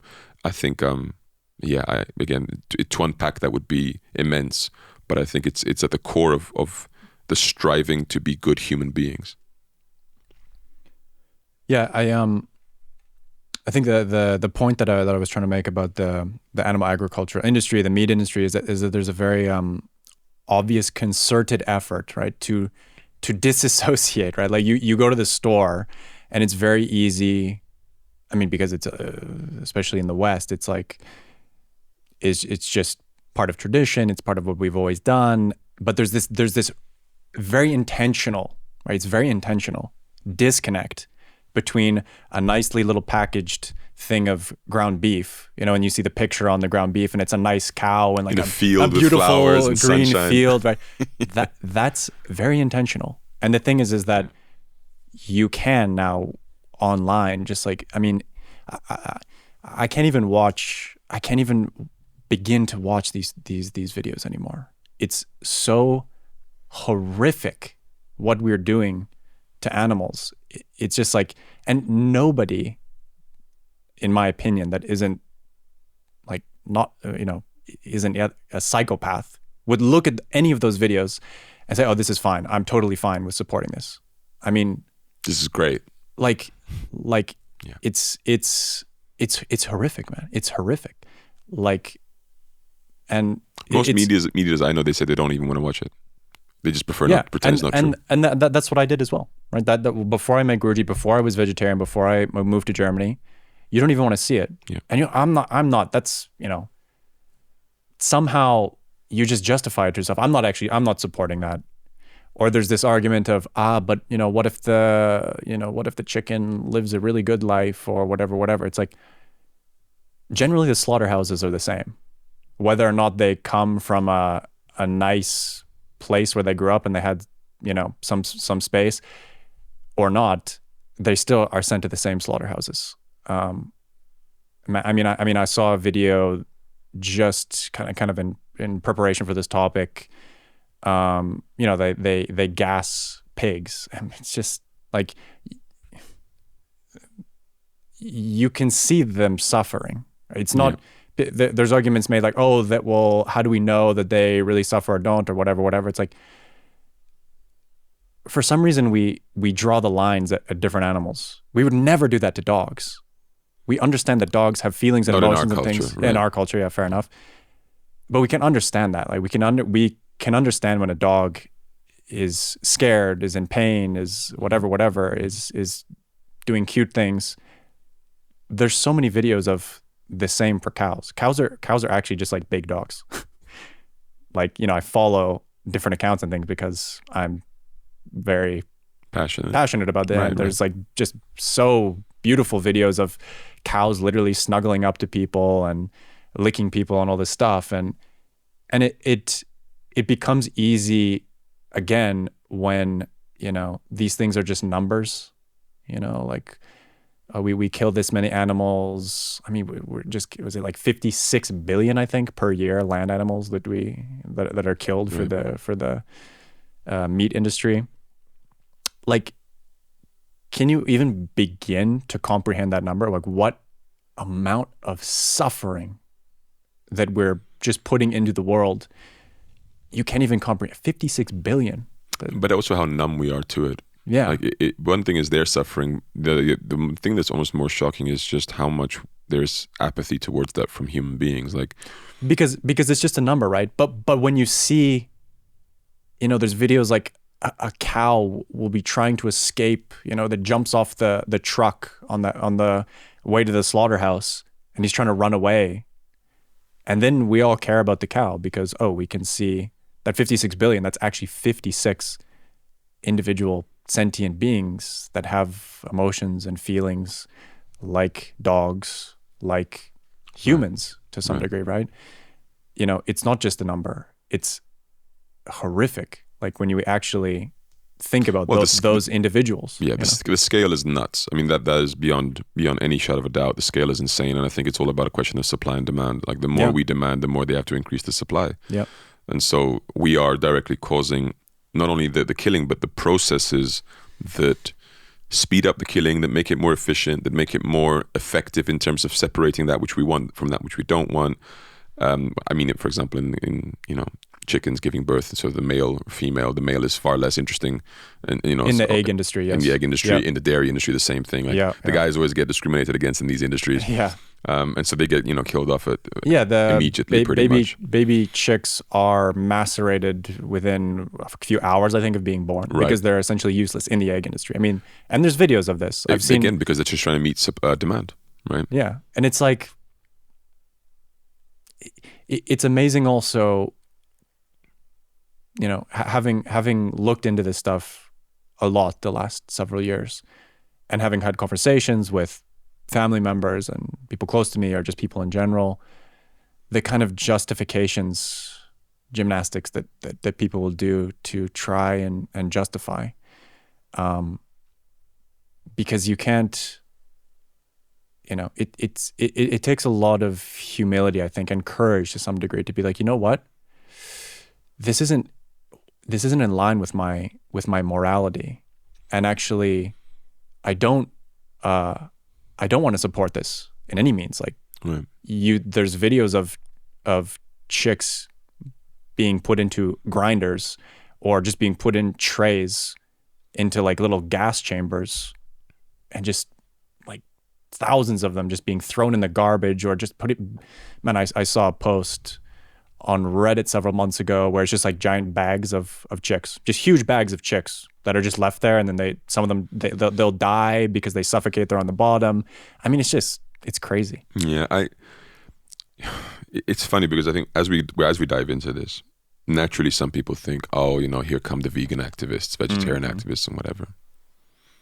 And I have a problem with that. I think firstly because what a twisted tendency to just dismiss someone or an argument rather just because of how inconvenient or uncomfortable their behavior is in trying to propagate their stance, when what you're defending or what you're trying to have escape criticism is literally this, is what you're describing. It's the killing of these beings in a scale that is unthinkable and inhumane doesn't do it credit, right? But at the same time, as somebody who is just generally sensitive to the mentality of forcing people to do things they don't want to do, and this goes into my religious field as well. I'm not the world's biggest missionary and preacher in the sense that I don't like it in a proselytizing sense where I'm trying to convince you of something. I like to present things. I like to invite people to do things, but I don't like the minute there's that forcing energy or that compelling sort of energy. And I do feel like I resent a lot the way that vegans and vegetarians have presented themselves in the past. I don't think it's done the strength of the arguments any favors, because I do think arguments and then people making the arguments are two completely separate fields that don't need to be mixed. Like you can have a terrible person saying extremely wise things just as you can have an intelligent person saying dumb things. And so I think each thing has to be measured on its own merit. Yeah. I do think coherence is the best. When there's a coherence between the individual and the message, of course that carries, the message further in a more effective way.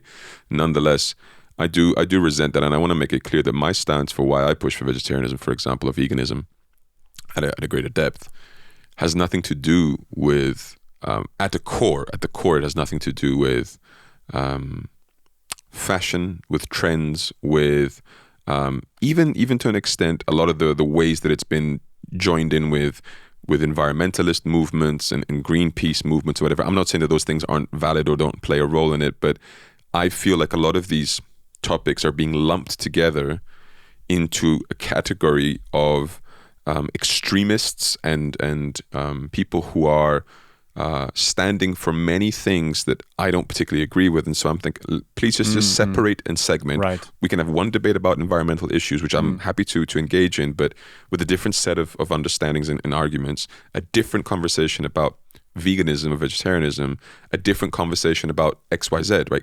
I don't like the lumping together of everything and then sort of just criticizing the entire umbrella, just like I don't like the lumping together of vegans as people. We are all very different individual, have our own sort of ways and tendencies and whatever it may be. And I think that has to be said just to disarm, I think, people who come already projecting X amount of beliefs and motivations and reasons in addition to the ones that I'm presenting and will continue to present here today. Yeah, I completely agree with that. At the same time, I can also understand the passion, I guess, that a lot of people, that a lot of these kind of vegan activists, I do agree that I think there's a good way to go about it and a not, right, or an effective way to go about it and a not so effective way to go about it. But unlike kind of many, let's say, other activist type of things, is that I think, that there really is just a victim at the end of all this. That's just sad and kind of urgent, And so it's not a victim feeling, in a trivial way that someone's just getting a bit sad. It's like, no, someone's being tortured and killed. Tortured and murdered. Yeah. And I mean, it's crazy. Imagine if in a world where we've progressed a lot the last century and a half or so, right? Many different rights in the West, in North America, especially in the Western countries, Europe,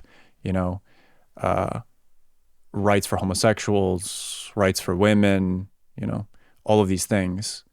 And I really feel like what needs to happen, hopefully sooner rather than later, is, animals don't even have the right to live, Well, it's very paradoxical because I remember a case recently. I mean, there are clearly animal rights situations in law, etc. But it's so circumstantial and weird.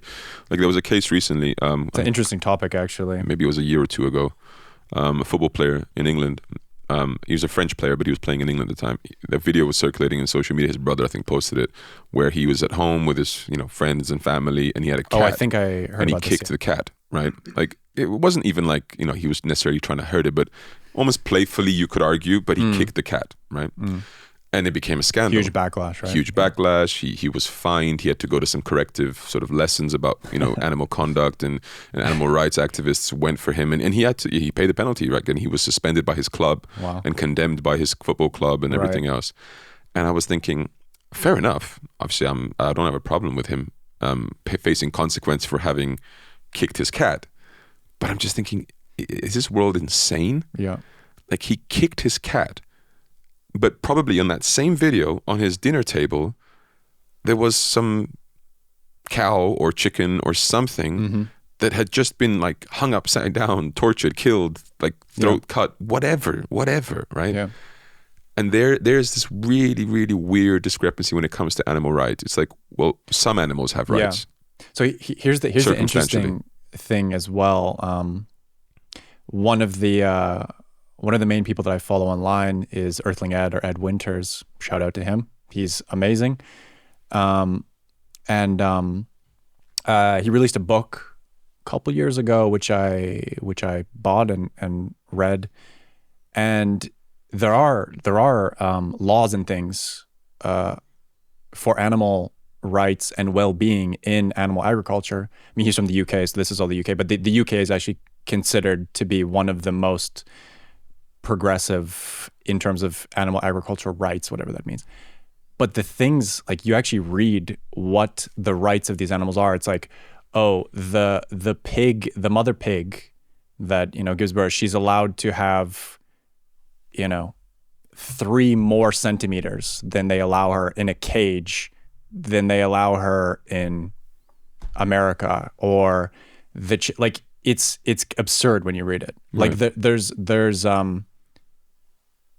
guidelines as to how to deal with a pregnant cow. So a cow, after she's spent, right? A dairy cow, let's say, after she's no longer useful to the dairy industry because she's completely spent. Dairy cows are artificially inseminated against their will. One thing many people actually don't realize, which I didn't realize, cows are mammals. They don't just produce milk sure, but randomly, right? They have to be pregnant and they need a calf. And so the cows are inseminated continuously their entire life. The calves are taken away because we want that milk, right? It shouldn't go to the calf. And so sometimes the cow, when they're no longer producing enough milk or whatever it might be, will go to the slaughterhouse and they don't realize that it's pregnant. And so they will be butchering the cow and a baby will come out of the cow that is alive. And there's guidelines talking about animal rights and animal whatever laws and things. There's specific guidelines of how you deal with that situation, which is use a hammer to smash it in the head, or if you don't have a hammer, just like pick it up and destroy its skull as the best way. Like that's the best way. Mm-hmm. That's what's written, right? Those are the guidelines. Right. And so it's like, okay, great. Animal rights. Right. So that's a more extreme example, and it's horrific, but that's a more extreme example of obviously what I was bringing up with the whole cat thing. And I think what it all speaks to, in my opinion, is a desensitizing of human decency. Because you speak to people, you listen to people who worked in these slaughterhouses. They are messed up people, man. Like, they are severely messed up often as a result of this, and they tell you it's exactly because of this. It's how desensitized you become to acts of violence, because of course it's not a fellow human being, but here's a living creature that you suffers, because this is beyond doubt that they do. We see it in their face. We see the expressions. We see their attempts to run away. Like, you see all of it, right? And we are routinely told to get the job done no matter what it takes, right? And so you see them how much trauma they have and how much they fail or struggle to really relate to other people and to just function in society in a healthy way. Because when you devalue life to that extent, in your subconscious, like I'm not even saying this necessarily a conscious psychological thing, but in your subconscious, when you start to devalue life, when you start to normalize violence to the extent that you do, and the act of killing, and the act of doing things against the will of another, which is very clearly going on, it is beyond foolish to think that this would have no knock-on effect on your own psychology, on your own behaviors, on your own tendencies, your own propensity to do certain things, like like violence, like infringe on the will of another, like, etc., etc. And I think that is one of the most underrated issues or under-considered issues of this entire meat industry. It's the desensitization to life and its inherent value and to violence that then, people try to attribute to all sorts of things. Like they'll condemn video games. They'll say video games are promoting violence. Because you're going around killing people in video games, and I can respect certain arguments, but I consider that there might be some subconscious effect as well. Fine, but surely, in the real world, not in the virtual world of a video game, where we're doing the exact same thing just to beings of a different species. Yeah, I mean that's a pretty rough argument, and I think one of the things. I mean, you mentioned Ed Winters, and I think I've encountered some of his stuff as well. I remember you shared some stuff with me as well. And so I think maybe what we can do is we can take some of these arguments that are presented against veganism or vegetarianism or for meat eating, and I think just give a perspective on them. And before we do that, I'd like to set out the landscape for where we come from, which is Ahimsa. So you might have heard the term before, Ahimsa. It's a very popular term. It's one of the pillars of Dharma, or a very core fundamental ethical principle of Hinduism. And Ahimsa means non-violence or non-war, so to speak. But the common understanding people have of it is a very Gandhi-like understanding of it, which is no violence under any circumstances. Like it's an absolute abstinence from violent conduct, which is not true. It's not. It's absolutely a distortion of the principle of Ahimsa. First of all, Ahimsa needs to be understood in 3 different levels, which is that there is physical conduct, there is speech, and there is mental conduct. So even on the level of thoughts, it is a consideration to be taken into account. So to conduct yourself physically, mentally, and via speech in a way that causes the least amount of harm necessary to sustain yourself and society at large. Okay, what that essentially means is that as long as there are circumstances that permit you to not engage in violent conduct and maintain what we would call dharmic way of life, that means a ethical, moral, righteous society, then that is the intended way that you should conduct yourself. What it essentially means is that as long as you have options, you should be vegetarian or vegan in an ideal scenario. But what it does also mean is that it allows for meat eating, given the circumstances. If the circumstances are conducive to it, then yes, you can. And so sometimes people think, just to clarify, and maybe you just can clarify this for me, is because human life is valued. Right. So thank you for bringing that up. I need to caveat that. So that's a popular argument that meat eaters make, that saying, well, human life is more important than animal life, therefore we can eat them, right? That is partially true to our faith and our belief as well. It's not because human life is superior to animal life, you can eat them. Whenever you want, It's however you want, because human life is superior to animal life. In the terms of spiritual evolution, the evolution of the soul is said to pass through many beings, experiencing the various states of existence until it reaches human birth. And from human birth, it is the final platform from which you can transcend material entanglement and attain communion with God. That is essentially a belief within, let's say, Hindu thought, certainly compatible with the Vaishnava Bhakti traditions, right? And so what that means is that human life sits at the top of a hierarchy of priority of preservation. Right. So human life should be preserved with greater priority than animal life. Yeah. But that's preservation. That's at the highest state of necessity you can imagine, basically. So my point that I'm making therefore is that within our thought system, you can kill and eat an animal if it is your last resort for survival. Yeah, so violence in general, for example, self-defense. Another human attacks you or an animal attacks you. You can defend yourself. You are permitted to act out violence or even kill the animal in self-defense, self-preservation. That does not break the principle of ahimsa at all. It really doesn't. Because ahimsa is the least amount of violence necessary possible in order to maintain life and righteous life, righteous living. Let's put it like this, right? And so therefore, if you talk about, for example, Inuits in Greenland or in Iceland or somewhere in the North Pole, Canada, right? And it's like, well, maybe they can't grow some carrots there. Like maybe there's no soil for them to really do that, for example. Give it a few years, man. Right. But let's just hypothetically, they're living in an igloo and they're literally like living off of fish. That is it. Okay? It's a diet of fish, morning, lunch, evening. I would never for 1 second condemn them or say you are not living by the principles of ahimsa. No, those are the exact principles of ahimsa. Absolutely. You live as per your means in the minimum, conducting yourself with the minimum amount of violence necessary for your sustenance. Absolutely. I therefore believe that historically there were arguments for people to be meat eaters because of the reduced accessibility, difficulty in agriculture, the lay of the land, that sort of thing. I understand that.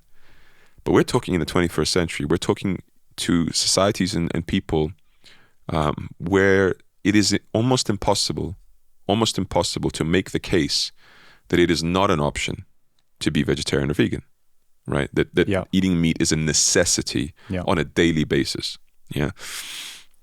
And so there, I would say that that is the crux. That forms the crux of our foundational argument, right? It's an argument to necessity. It's an argument that allows for circumstantial meat eating and violence depending on situations. And this is not something that we've conveniently made up. This is the actual pillar, the actual principle, the moral principle that we organize ourselves around in Hinduism. Having said that, many Hindus don't follow this. So I'm not, propping up Hindus as bastions of this. But rather just propagating Hindu principles. Whether Hindus abide to them or not is up to the morality and quality of those individuals, the coherence of those individuals and their tradition and their faith, so to speak. Now, some may say that in Hinduism, in the scriptures, there was even instances of hunting or animal eating, etc. And I would say, well, sure, because of circumstance and necessity. And there's another principle as well, which is, we're talking about ideal, permissible, and prohibited behaviors. The ideal is reserved for those who are able to meet those standards. So for people who have their stuff together in order so that they're able to actually consciously choose to live the ethical life, the good life, rather than the pleasant. But not everybody's at that level. And so even at lower levels of consciousness where people are more susceptible to these desires and carnal things and temptations or whatever else, even that, the scripture has instructions of how to regulate that. At least, like, again, don't be, excessive. Don't be crazy. Like, for example, there's no justification whatsoever. Even if there may be justifications for circumstantial meat eating, there would never be justifications for the meat industry. Like these factories where these animals get bred solely for that purpose, that could never find any, let's say, ethical, scriptural, cultural justification from our standing from Hinduism. So that's just, let's say, the foundation, philosophically, spiritually speaking, of why we are the way we are and why we also are flexible to certain circumstances. Absolutely. So, okay, maybe I just throw some arguments at you. Let's do it like this. Yeah, let me just point out one, just to take it to the extreme and kind of highlight the point that you just made. Also, is I just watched this very powerful, really amazing movie. It's on Netflix. You can watch it. It's called Society of the Snow, I believe. And it's based on a true story from 1972 where a airplane from Uruguay was flying over the Andes, flying to Chile, I believe, for a match or something like that. And their plane crashes and is ripped in two. The fuselage is ripped in two, and they crash in the middle of the Andes. And it's just an absolutely incredible story of human endurance and determination, and they literally survive. I mean, in the middle of the mountains, like there's no life there. It's just snow and rock, and they survive for 72 days. And how do they survive? They consume the bodies of their deceased colleagues, passengers, right? And that's incredibly shocking. That's literally taking it to the most extreme. But in the principles that you just laid down, that's completely permissible. Oh yeah, 100%. Yeah, I've got zero issues with that. Like I'm taking it to the most extreme, right? And it's like, of course they didn't just day one were like, hey, let's eat each other. Rock, paper, scissors. Who's killing who? Right? It was incredibly difficult decision for them. 14 of these guys are still alive. It's an incredible movie, and just an absolutely insane story. Like, as I was watching, I was like, how is this even possible? It was incredibly challenging. But that's exactly the point that we're making, is that out of necessity for their survival, they had to do that. And even there's a beautiful scene in the movie where they're like where all of them agree at one point. They say, if I die, I give you permission to consume me. Like I'll give my life, I give my body so that you all can survive. It makes sense. Yeah. And so again, within the framework that we just laid down of Ahimsa, like there's no other possible. There's nothing else to eat, and that's completely fine. Yeah, nothing to condemn in that. I don't condemn it at all. So just to take it to the most extreme example. Yeah, no, thank you for bringing it up. It's a great example. I think that really sort of nails the message down. Just to finish off, I think we've made our points, but I would like to throw a couple of arguments at you, like just to play devil's advocate. Sure. Because we've both had conversations with people. I'm sure we've heard a bunch of things being said. I've curious heard to see how you would every argument multiple times. Right. So okay, let's take some basic arguments. I can't promise that I'll be as eloquent and well spoken and as well educated as Ed Winters. I would highly recommend people to go and check out his stuff as well. Right. And also because everybody comes at this at a different angle. Every mediator. But that's what I mean. I want to hear from us because we speak at it from this angle specifically to our path. I would just say also to those people, like if you have a specific argument that you really think like, oh well, it's whatever it is, but it's much healthier to eat meat, or it's whatever argument, if you're watching this, that you think you have, that is the best argument you think you have against being vegetarian or being vegan, just go and search that and just do a little bit of research and check it out, see if it's actually true or not. But yeah, sorry, go ahead. No, let's do it differently actually. I'll ask you one. I'll play devil's advocate to you, and then you do one to me. Okay. And then we can alternate. All right, well. Until we get bored. Okay. Yeah, I think the one I've heard most often from people is health. They just be like, oh, but I even tried for a while to go vegetarian or to go vegan, but I was having like real like problematic health issues. I went to the doctor. The doctor recommended to me to eat meat, and since then, my health's doing better. So, love to, but can't. Yeah. Yeah, there's an argument that vegans don't get enough protein and et cetera, et cetera. The thing is that people have to understand also I think there's a lot of ideas about what it means to be vegan or not vegan, and one of the things is they're weak, they're malnourished, et cetera, et cetera. You can have a terrible diet and be eating meat, right? You can have a terrible diet and be vegan. Generally, it's advised by specific health organizations also. I mean, especially, I know a lot about the UK because that's right, because of Ed Winters. The whatever it's called there, what's the organization there? They recommend that generally people from the United Kingdom are supplementing vitamin D, for example, whether you're eating meat or not eating meat.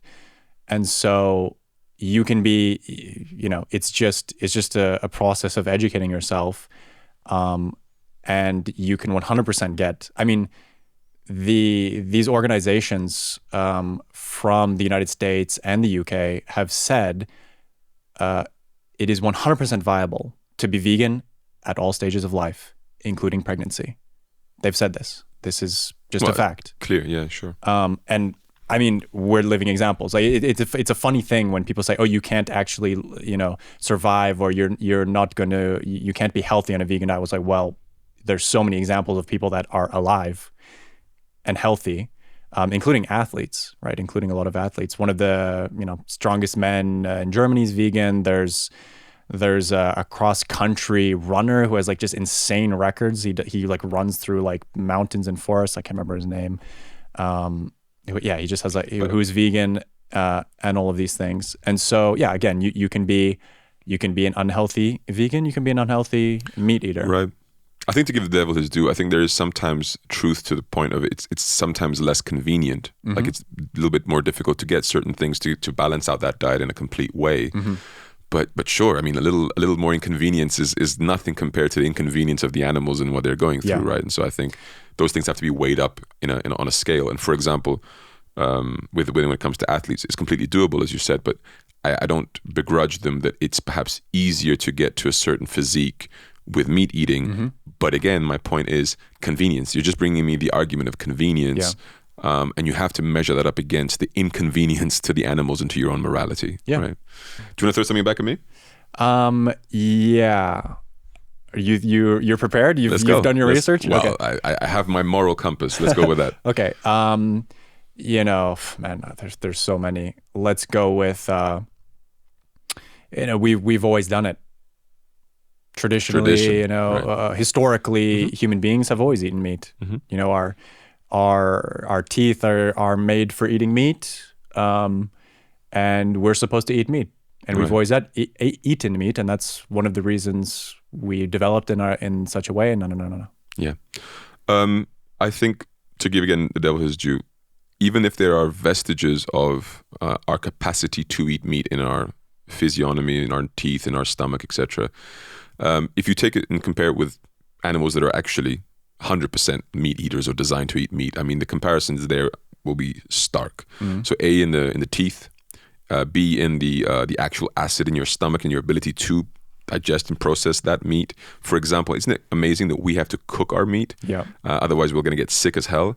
And every creature in the wild doesn't know how to start a fire and put that saucepan out there and cook their food. They can just eat it and they're fine, right?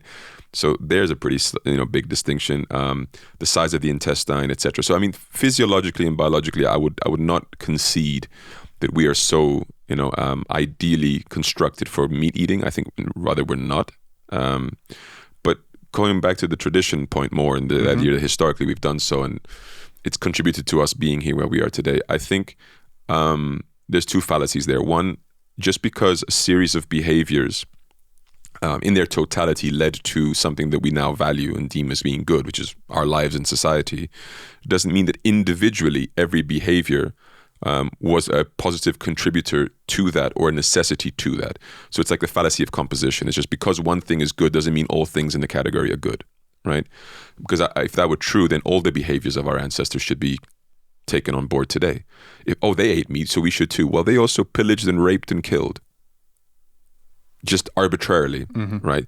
Should we be doing that? Is that moral? Is that what we ought to be organizing our lives around? I would say no. Second, the argument I made before, necessity. I can completely understand that our ancestors perhaps had a greater necessity to eat meat because of scarcity of alternatives. I have no problem with that, and I'm not going to condemn them for it. I'm really not. Societies were to some extent more primitive. We were figuring things out about ourselves, about what functions, what doesn't function, etc. I have no issues with this. This is not a historical bashing, let's put it like this. But we have to, we are speaking to people of our generation, speaking in this world. And so I would say that the level of scarcity and difficulty that they had is completely not reflected in our society today. And so I don't think there's any issue in evolving from that. The majority of Western countries are not going out and hunting for their meals every day. It's literally you're just walking down the street, you're walking in the grocery store, and you're making a choice. Absolutely. It's as simple as that. Absolutely. You go to a restaurant, you go to a grocery store, you are choosing what you consume. And I think, again, to give his devil his due, they might say, well, the vegan and vegetarian options are actually more expensive. Mm. And I would say true, like marginally so on average, but yes, true. And I think that's a question of a symptom of where we are now, not a symptom of where we could be, because again, it's supply and demand. And it's just basic economics. If you stop demanding as much of the meat industry, they cannot produce in the bulk that they do because they're not going to be selling as much. The prices will increase, other prices will go down as the demand shifts. So this is all just basic economics. This is not something that is embedded into the processes and the actual products. It's not that one is cheaper or more expensive. It's actually generally the more expensive vegan alternatives to me generally tend to be more expensive. Like, let's say a vegan chicken alternative is going to be more expensive than just chicken. But if generally like rice and legumes and things like this, they're actually not more expensive. Right. I think the difficulty for a lot of people also is just kind of making the change, is that transitory, I didn't say that right. Transitory time. Like, so if you're there, you're eating meat, you're like, you know what? I'm really convinced I'm really going to try and be vegan. That period of time where you get comfortable with that change is the quote unquote the most difficult time. But after, it's like, I mean, in India, like, I mean, I've lived at the ashram, like there's so many dishes and things, like there's so many, people have this misconception that being vegan, oh, I'm just eating salad every day or whatever. Right. There's so many dishes you can make, right? Look, at the end of the day, even if it was just eating salad, you would still look at them and being like, right, and what? And what's your reasoning here? It's just, again, pleasure to that extent, but okay, but that's not the reality. So, okay. No, I mean, people really, I mean, people need to understand it's convenient, it's easier. No. It's like, I've said before, ignorance is bliss for you, right? You can try and remain ignorant, which I did before I met Guruji, before I was vegetarian. I don't want to see those videos. I don't want to see that. I don't want to see that. Ignorance might be bliss for you, but it's hell on earth for that animal that you're paying for it to be. Well, let me put a different challenge to you then, and this is one that has been put to me, and I think it's not a bad one. Two possibilities. We'll do it 2 for 1. So one is, what about people who hunt their own food, right? So they say, look, I'm not participating. I hate that industry. I think it's terrible. I think it's massively cruel. So I hunt. I personally fish, or I hunt, or whatever, and I do so. Or also, just to make another point to that, people often say, oh, well, nature is much more brutal than human beings, especially if they're hunting their own food. Like, oh, I'm doing a mercy on these animals by killing them. Especially hunters will say this, like, because, have you seen like whatever? Have you seen a tiger rip apart? Like, it's very brutal. Nature is very brutal. So if we're actually killing them in a more humane way. If I can give a very basic pushback to this, we're in Germany here in Hessen, and I see deer all the time in the forest. Right. I have never seen a tiger roaming these forests ready to attack those deer, but I have seen hunters. Yeah. Anyway, but that's besides the point. So people who hunt, right? So they'll make that argument, and we do it in a very humane way. We kill them with a minimum amount of suffering. They're not being bred for this. There's nothing of that type. We respect them. We respect the animal. We thank the animal for giving its life for us, and we do this. Like, that's one thing. What would you say to that? Well, the main point, I guess, is that it's not actually sustainable. You can't scale that, right? You can't have 8 billion people just going out and hunting for their food, right? So it's a very kind of fringe case. And it's generally, it's still unnecessary. Right. It's still very much unnecessary. At the same time, I give it less importance. Like, it's like, I wouldn't do that. Don't do that. It's not necessary. You're still taking the life of, like, if the argument is, oh, well, nature is much more brutal, it's like, fine, like, that's nature's business, but it's a less, let's say, important topic than you just have the choice in the supermarket, right? I still wouldn't do it, and you can't do it on scale. Well, right? I think the scaling argument is fantastic, because it's really a case of, if you're a hunter, for example, and you say that, oh, I'm really against the meat industry and all of that stuff, then to get that to go away, you'd still have to campaign against it. You'd still have to proactively work against that industry. And so therefore, for all intents and purposes, you'd be siding with the only industry that can scale and replace that industry, which would be the vegetarian vegan industry, right? Because realistically, if the people stop eating that, they got to eat something else. And so you would be advocating for the same, let's say, general direction that would be needed to eradicate that kind of behavior. Of course, you would still be personally eating meat and hunting, whatever else. But like you said, it's a It's not a scalable thing. It's a very much a small scale thing, especially in those moral, ethical conditions that the hunter describes. And so I agree with you. I think. I mean, you're still depriving a living being. Well, yeah, we've mentioned life, that. You're still desensitized to killing someone unnecessarily, as your point was made. I think there's another consideration that we have to put into, which is the spiritual one. Guruji has spoken before also about, look, the world is energy. Everything is energy and vibration. And when you are consuming another being, you're not just consuming the flesh, as if it's a neutral thing. There are energies contained in it. There is subtle things in that, especially if the animal died in fear and anger and whatever else. That also affects what you're consuming on an energetic level. Now, you may believe in this, or you may think that's, some airy-fairy woo-woo stuff. Fair enough. We've presented plenty of grounded arguments for it, but I would be remiss if I wouldn't add these elements to it as well, because I think it's a very important consideration. Karmically, energetically, spiritually speaking, there is an unnatural, let's say, process taking place there that is detrimental to your own, let's say, being, your own energetic body and all of that, and it's not the same. And if someone were to argue, what about plants? Yeah, but plants also feel pain. I've had this argument presented to myself by somebody that I respect very much, who is a scientist. But that's which bizarre. it was very bizarre. I literally said, I was like, I mean, plants don't have a central nervous system. They don't have a brain. That's what I said. They don't have pain receptors. I said, you're a scientist. Like, right. What are you talking about? Mm-hmm. It's like, oh, but the trees and everything have, there's an energy. Sure, there is. There's a life force there, but it's like, it's quite automated in a sense. It's not. Yeah, it's not there's conscious. There's no nervous system. There's no. It's not conscious in the same way that organic life is. I think we have to look at it from the perspective of. Argument Well, yeah, I agree. I mean, if someone takes a branch and snaps it, and then snaps the neck of a chicken, if they think that they've just done the same thing, really? Yeah. I think your own psychology tells you that you're not doing the same thing, and nobody needs to make an argument for it. There have been studies, I'll say, that,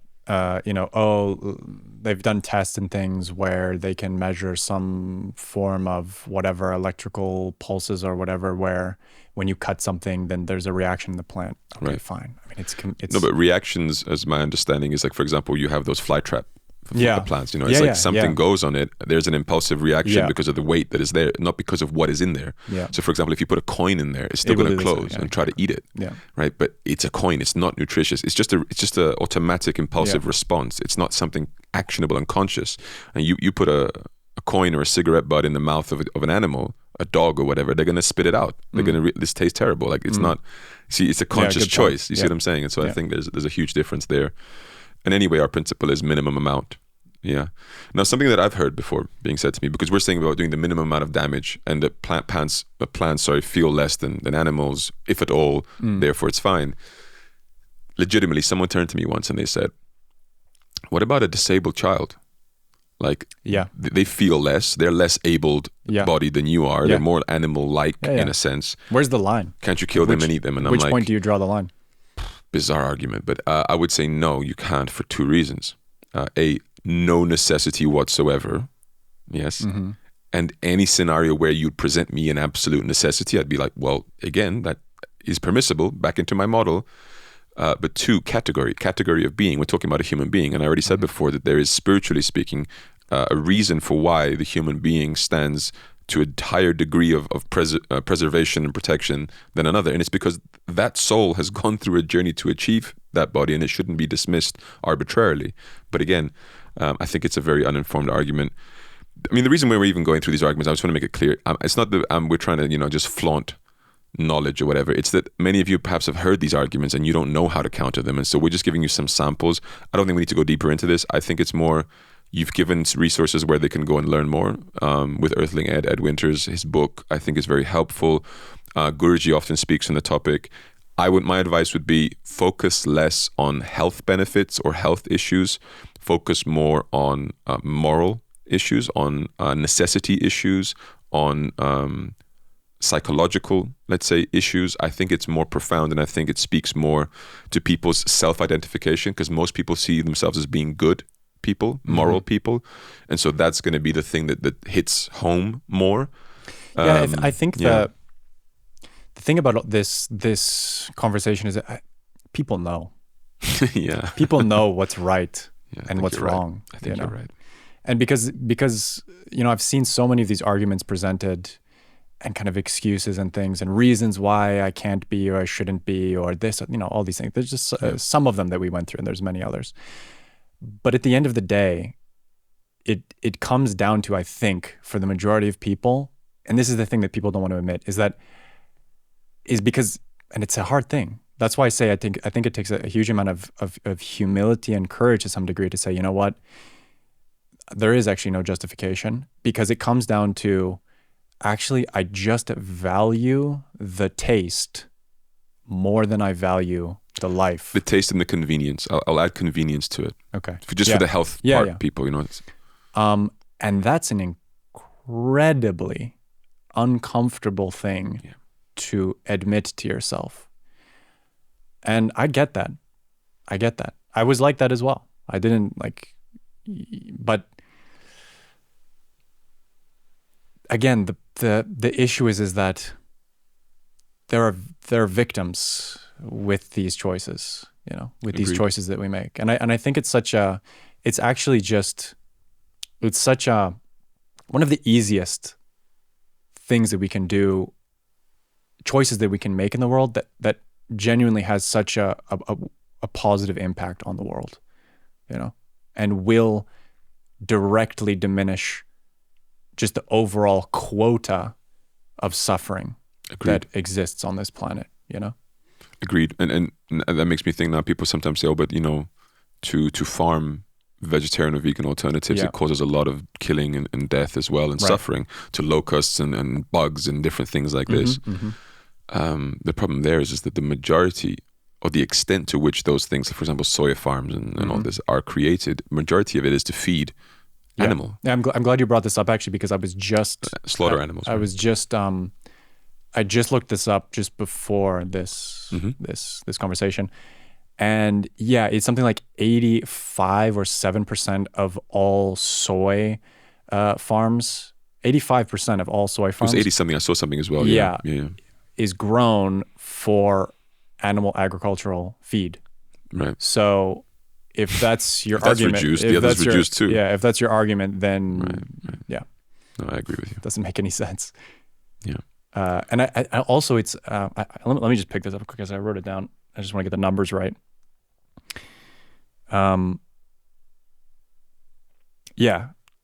So, and also on the planet, 83% of all agricultural land is for animal products. 17% of all agricultural land is for plants, for humans, right?